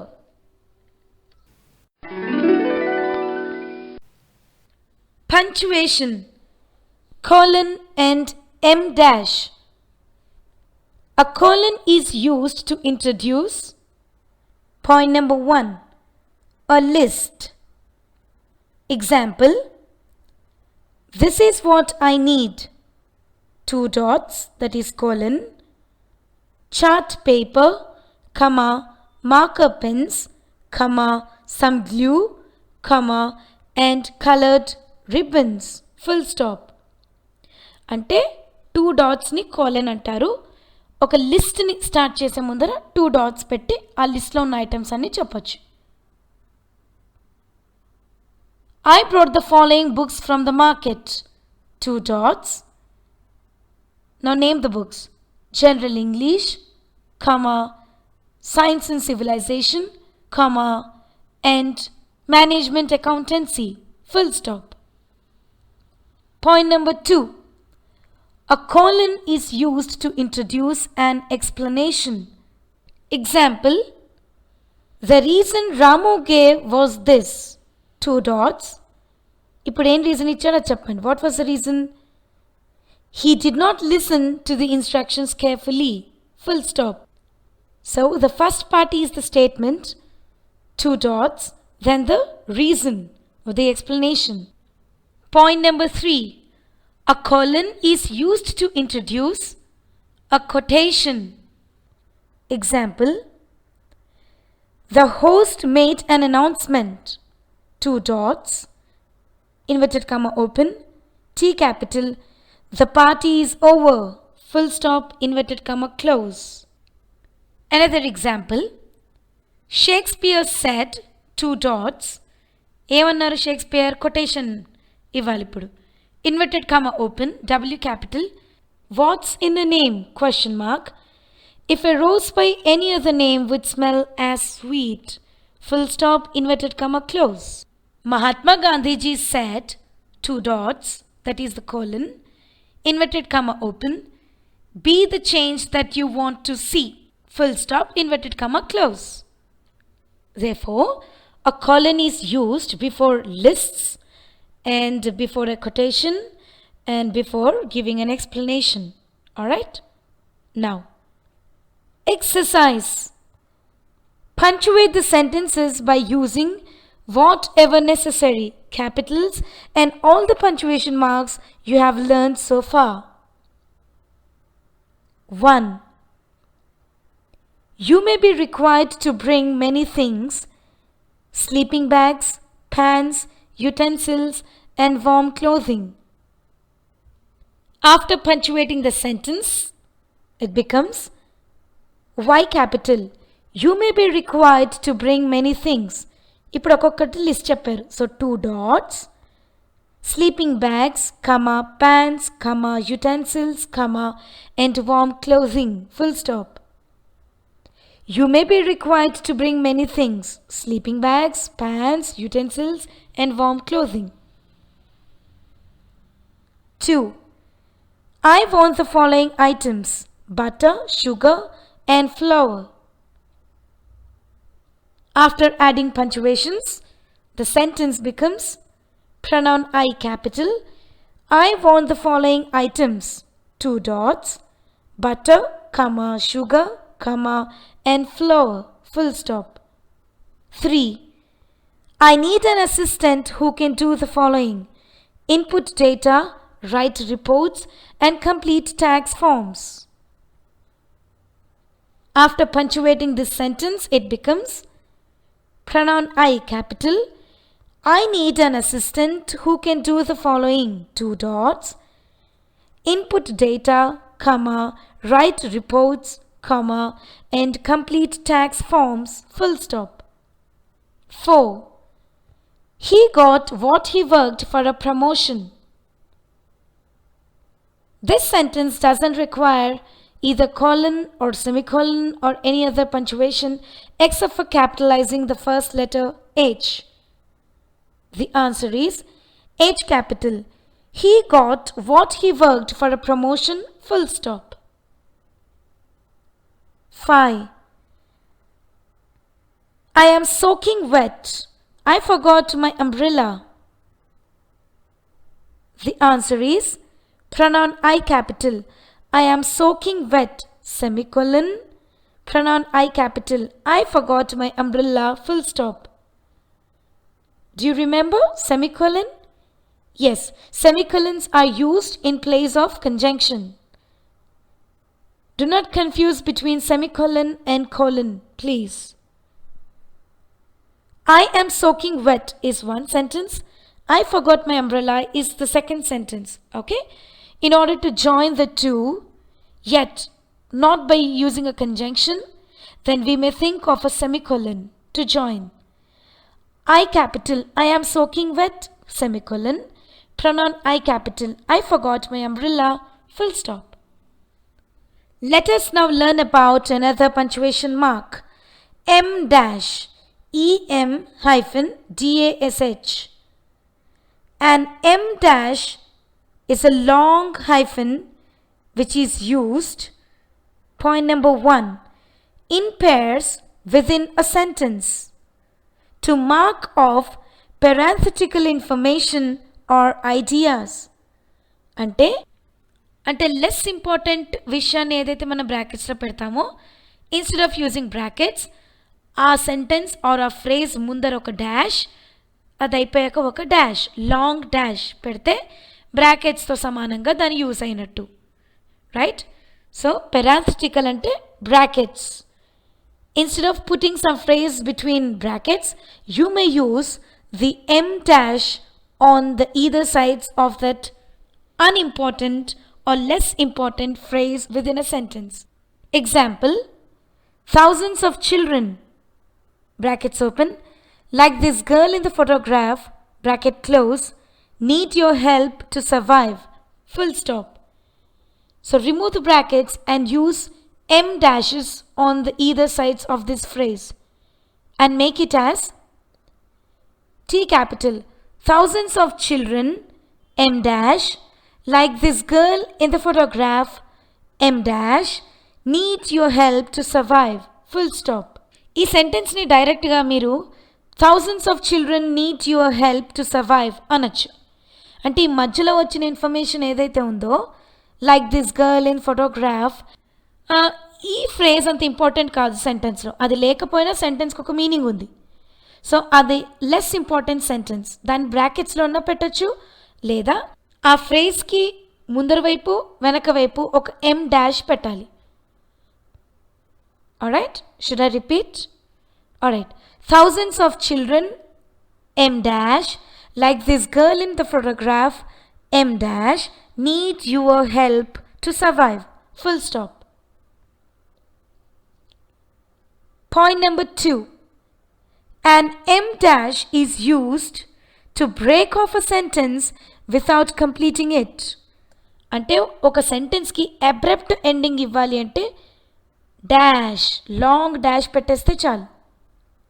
If you do not want to complete a dialogue, if you do not want to complete a sentence and stop it abruptly, then you may use an M dash after a few words in that sentence.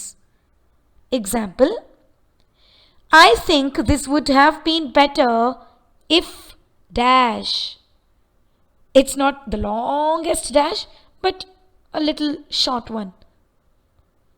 Ante, rather than completing the sentence, I think it would have been better if something, something, something, something. So, the writer did not take the risk of completing the sentence and just left it abruptly.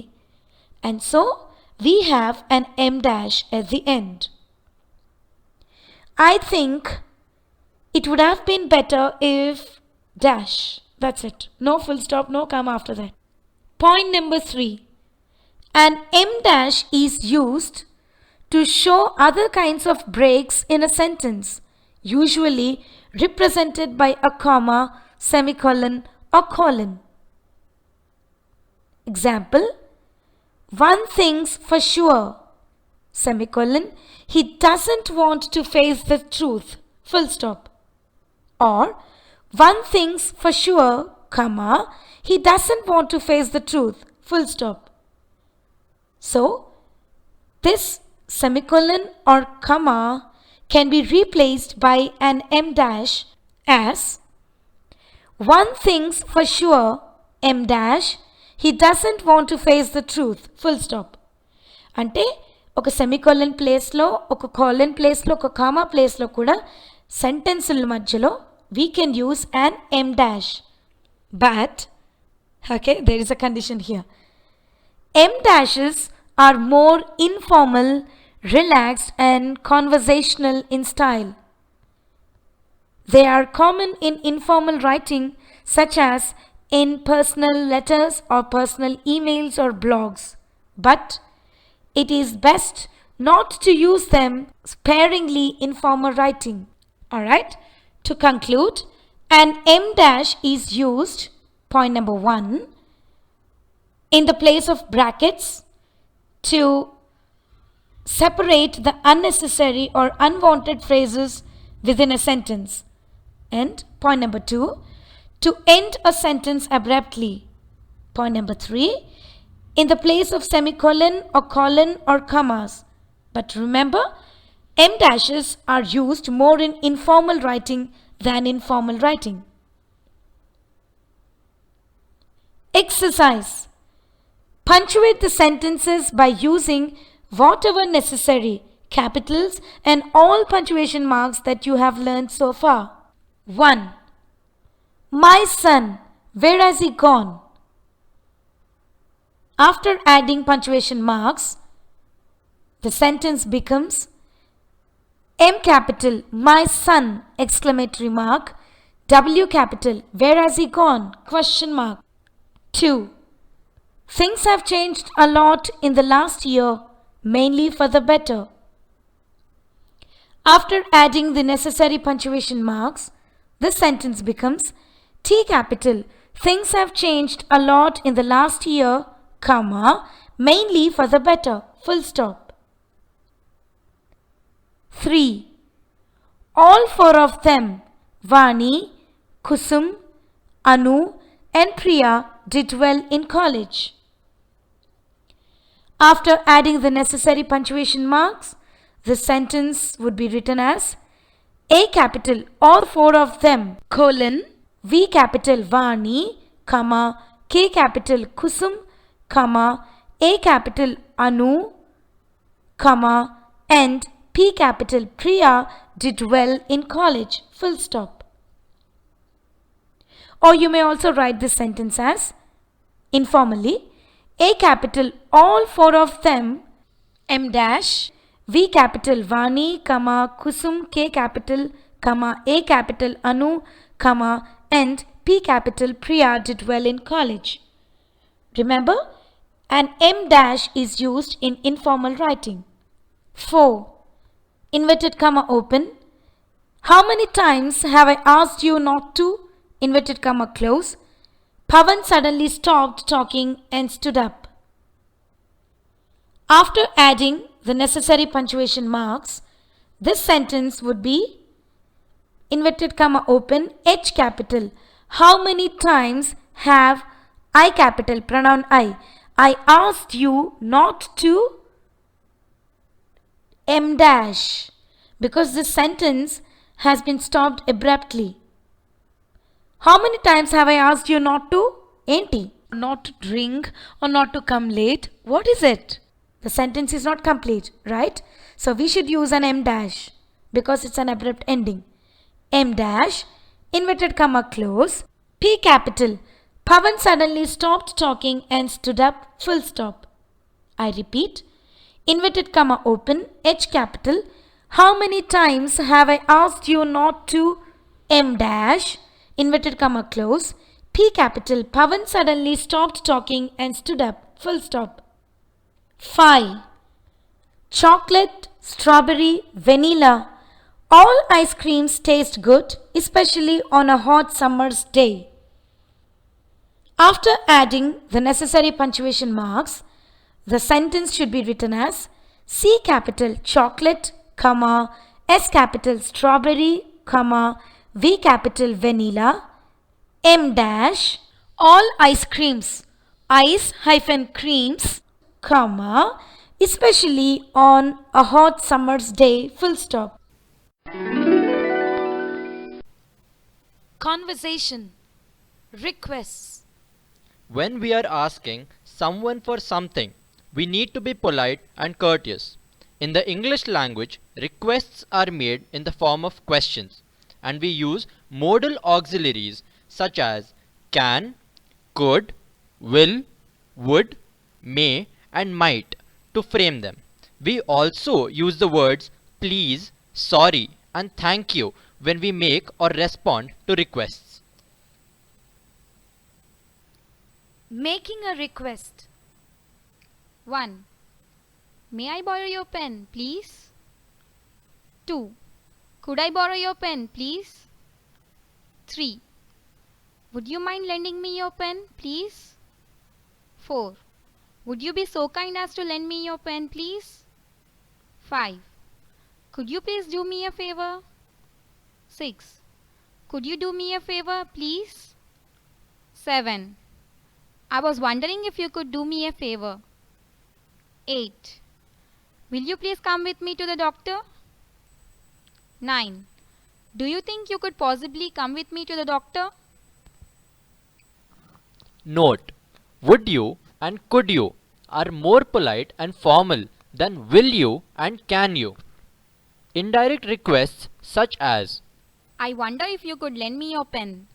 are more formal than direct requests such as Could you lend me your pen? adding expressions such as I'm sorry to bother you, but to a request makes them more polite.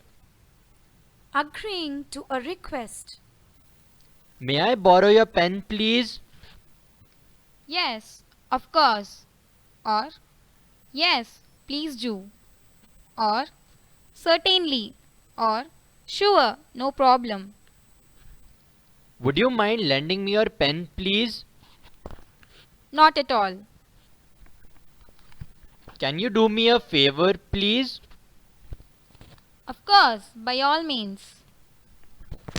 Will you please come with me to the doctor? Sure, I'd be glad to help. Declining a request. May I borrow your pen, please? No, I'm sorry, I need it. Could you lend me your pen, please?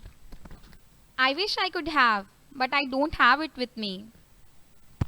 Would you mind lending me your pen, please? I'm afraid I can't. Could you please tell me the way to the station? I'm afraid I don't know. I'm sorry. Will you please come with me to the doctor? I'm sorry, I can't. I'm very busy today. Note: if a request is framed as "Would you mind?", you can respond positively using the expression "Not at all", which means "I do not mind". When refusing to a request, "No, I'm sorry", it is considered polite to give a short explanation for denying the request, such as "I need it", or "I don't have it with me", or "I'm very busy today". "I'm afraid" is an expression used to politely introduce bad news or disagreement. Exercise. 1. Could you please help me with my homework? The negative answer to this question would be No, I'm sorry. I'm very busy. 2. Would you mind helping me with my homework? the positive response to this question would be No, not at all. 3. Will you please lend me your car? the negative reply to this request would be I'm sorry, I need it for myself. 4. Do you think you could possibly lend me your car, please? the positive reply to this request would be Sure, I will be glad to help you. 5. These boxes are too heavy. Would you mind lifting them for me, please? the negative reply to this request would be Sorry, I'm busy. Or I wish I could have, but I'm very busy. reading passage. Burrakatha, an oral narrative performance. Burakatha is an art form in which the stories are told by performers on a stage. It is a part of the Katha tradition. Katha refers to the story that an artist narrates and is so named because of the use of burra, which is sort of tambura, a stringed instrument shaped like a skull and made out of baked clay, copper or dried pumpkin. This art form is found in the villages of Telangana as well as in Rayalaseema and other areas of former state of Andhra Pradesh. Its name varies from region to region. In Telangana, it can also be called Tambura Katha or Sharada Katha, since many Telangana artists consider their string instruments to be manifestations of Goddess Sharada. in the coastal areas of Andhra Pradesh, it is called Janagama Katha, in Rayalaseema, it can be called Tandana Katha or Suddulu. Burakatha began in the form of songs sung by tribal people. Nomadic folklore or Kulapuranam suggests the ancestors of one such tribe were cursed by the goddess Parvati to live a difficult life, constantly moving from place to place like nomads. Since then, this tribe has been known as Janagam, nomadic tribe. In 12th century, they were greatly influenced by a saint called Basava of Karnataka and eventually adopted Veerashivam as their religion. Because they often relied on the charity of others for their livelihood, they created Burakatha as a mean by which they could earn a livelihood retelling the stories of Lord Shiva. A performance consists of a story told by a team of 2 or 3 people who are often from the same family. The main storyteller of the performance is known as Kathakudu, and that person narrates the story to the accompaniment of music produced by the tambura. Additionally, the Kathakudu wears anklets, andalu, and the metal rings on their fingers to produce music as they dance. The other performers or artists in telling the story playing small drums called Gummetta, Gummeta, or Budiki, Budike, and playing the role of either humorists, hasyakas or political commenters, rajikiyas. At the time, they might interrupt the story to crack jokes or ask questions, and to which the Kathakudu responds. Burakatha is mostly performed during Dashera and Sankranti, with performance taking place in the evenings. They begin with the devotional songs before the Kathakudu introduce the story. The Hasikas and Rajakiyas help in emphasizing the main point of the story so that the audience does not lose the track of narrative. The stories performed tend to be based on history or mythology, particularly of great epics, the Ramayana and the Mahabharata. Writing. Informal letters. Informal letters are written to friends, family, and relatives. These letters have an informal tone.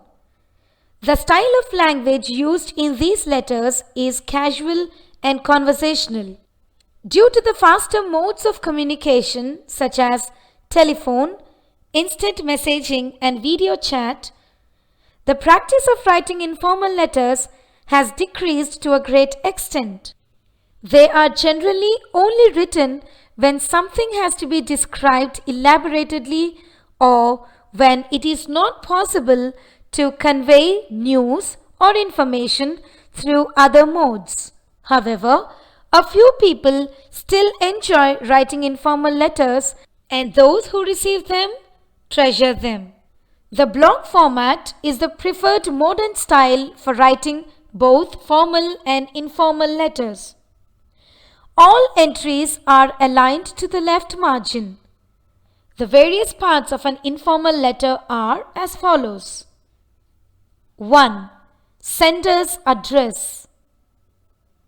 The complete address of the letter writer must be given if the letter is written to a person for the first time or if there is a change in the sender's address. The country has to be mentioned if the letter is written to someone living in a different country. The address is not punctuated in current practice. 2. Date. The date follows the sender's address after a line space and is written in the sequence date, month, and year. As in 5 September 2016. Do not add th, nd, or rd to the date. Do not write it as 5th. Just write it as the number 5, S capital, because it's the name of the month, September 2016. Do not punctuate the date too. 3. Salutation. The most common salutation in an informal letter is Dear so-and-so, Dear friend, dear cousin, Dear John, Dear Ramya, Dear Sita, Dear father, dear mother. Sometimes the salutation could be My dear so-and-so, any person, or Hi, exclamatory mark, and the person's name or the relation. This conveys the writer's intimacy with the person addressed in the letter. 4. Body. The body of an informal letter is usually longer than that of a formal letter and is written in as many paragraphs as required by the content. The first paragraph contains greetings and general inquiries. The actual content of the letter is covered in the following paragraphs in free and spontaneous language, following the rules of grammar and punctuation and using appropriate vocabulary. In the block style of letter writing, the paragraphs are not indented but are separated with one line space between them. 5. Complementary clause. The complementary clause is placed after the body of the letter and written as Yours affectionately, Y capital YOURS, A small letter only, affectionately, or Yours lovingly, or lots of love, L capital LOTS, lots of small l, LOVE, lots of love. If the letter is written to someone whom you are not intimate with, yours sincerely, Y is capitalized, YOURS, S small letter, SINCERELY. Yours sincerely is preferred. Remember, there is no apostrophe in the word yours. It's just YOURS but not YOUR apostrophe S. 6. Signature. The signature comes below the complementary clause and the first name of the person is written instead of the complete name. At times, the name by which the writer is known to the addressee can be written. For example, you may use pet names and short names. For example, if the name is Jyotsna, you may just say Jevo Jo. Now, listen to this sample informal letter. Remember, you needn't write the side headings as from and to. Start the letter with from address, then the date, then the salutation. Listen to this sample. Start towards the left margin. Anita Shinde, below it, flat number 301, Bluebird Apartment. Below it, Bannerghata. Below it, Bengaluru 580023. Remember, do not punctuate after each line. Space. Now the date. 15 September, S capital 2016. No commas, no full stops. Space. Below it, M capital, my dear, the name, Joe, J capital, comma. Below it, the first paragraph. I am so glad to hear that you have joined a new company in Bengaluru as head of human resources. You were looking for a change and I am sure the new company you are working for now will give you the mileage you were looking for. Your daughter must be excited too, as educational opportunities in Bengaluru are better than those in the town you were in earlier. I think your husband has to make some adjustments with his work to join you. Change the paragraph again towards the left. How about planning for a get-together in Hyderabad during a weekend next month? We could meet our other college friends. Once you get comfortable with relocation, let me know the dates convenient for you. I'll take up the responsibility of coordinating with the others. We will certainly have a blast. Now change the paragraph. Convey my regards to your husband and love to your daughter. Space. Below it. Now close the letter with closing salutations. Y capital. Yours affectionately, comma. Below it, the name, Anita, the one who has written the letter. Exercise 1. You have decided to start organic farming in your hometown after acquiring a prestigious MBA degree from a reputed university. Your best friend is unsure if the decision you are making is a good one.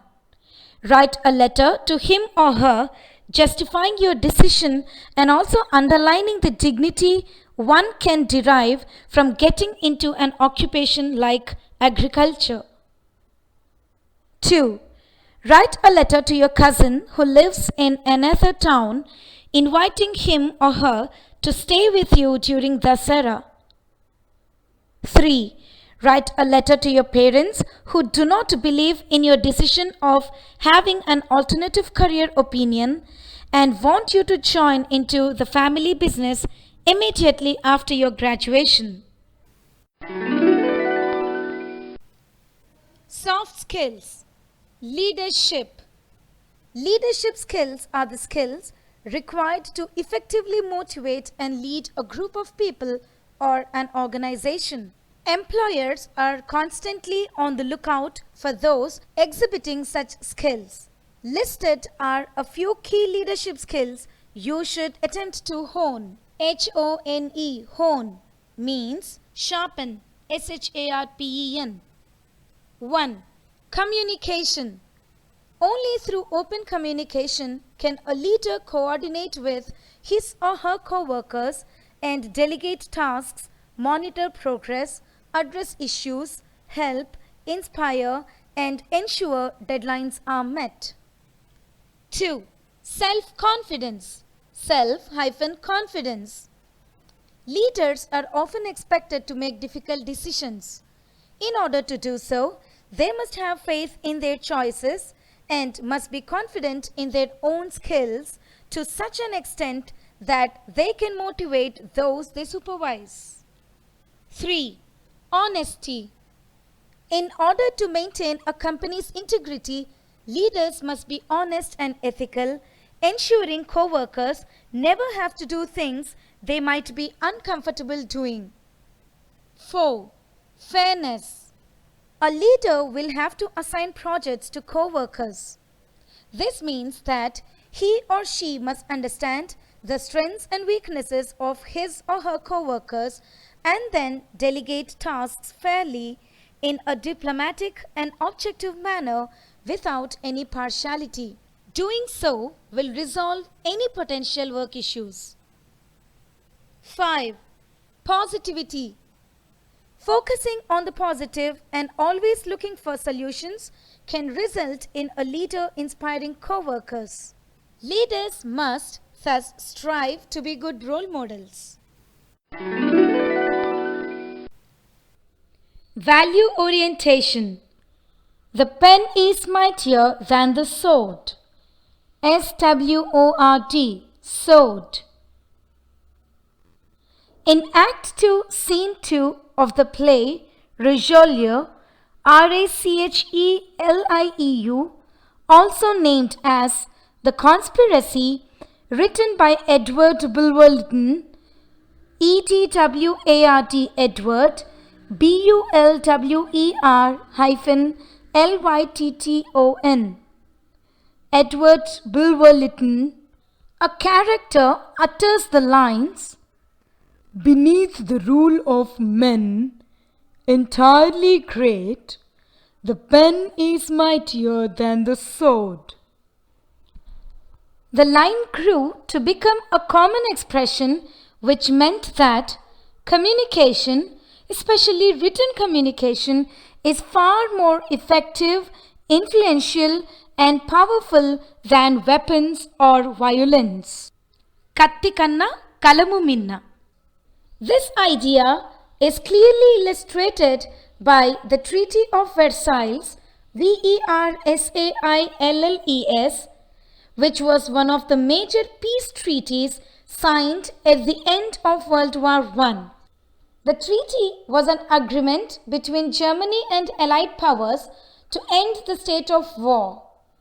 The signing of that agreement changed the courses of several countries and ushered in an era of peace, something weapons and forces could not have accomplished.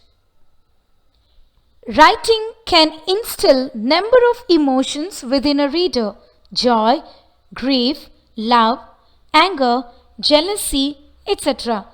This is a powerful means by which many who have wielded a pen have been able to connect with a large audience and trigger massive changes. The French Revolution is an example of writers, including Rousseau, a French writer, tapping into the emotions of people and instilling a fierce desire for change. Unlike the sword, a pen can be wielded by anyone, and the power it wields is far greater than that of any weapon. WIELD, wield. Verb, past tense, wielded, means to hold. Pattukodam, pakanna, or to be able to influence. End of chapter 6.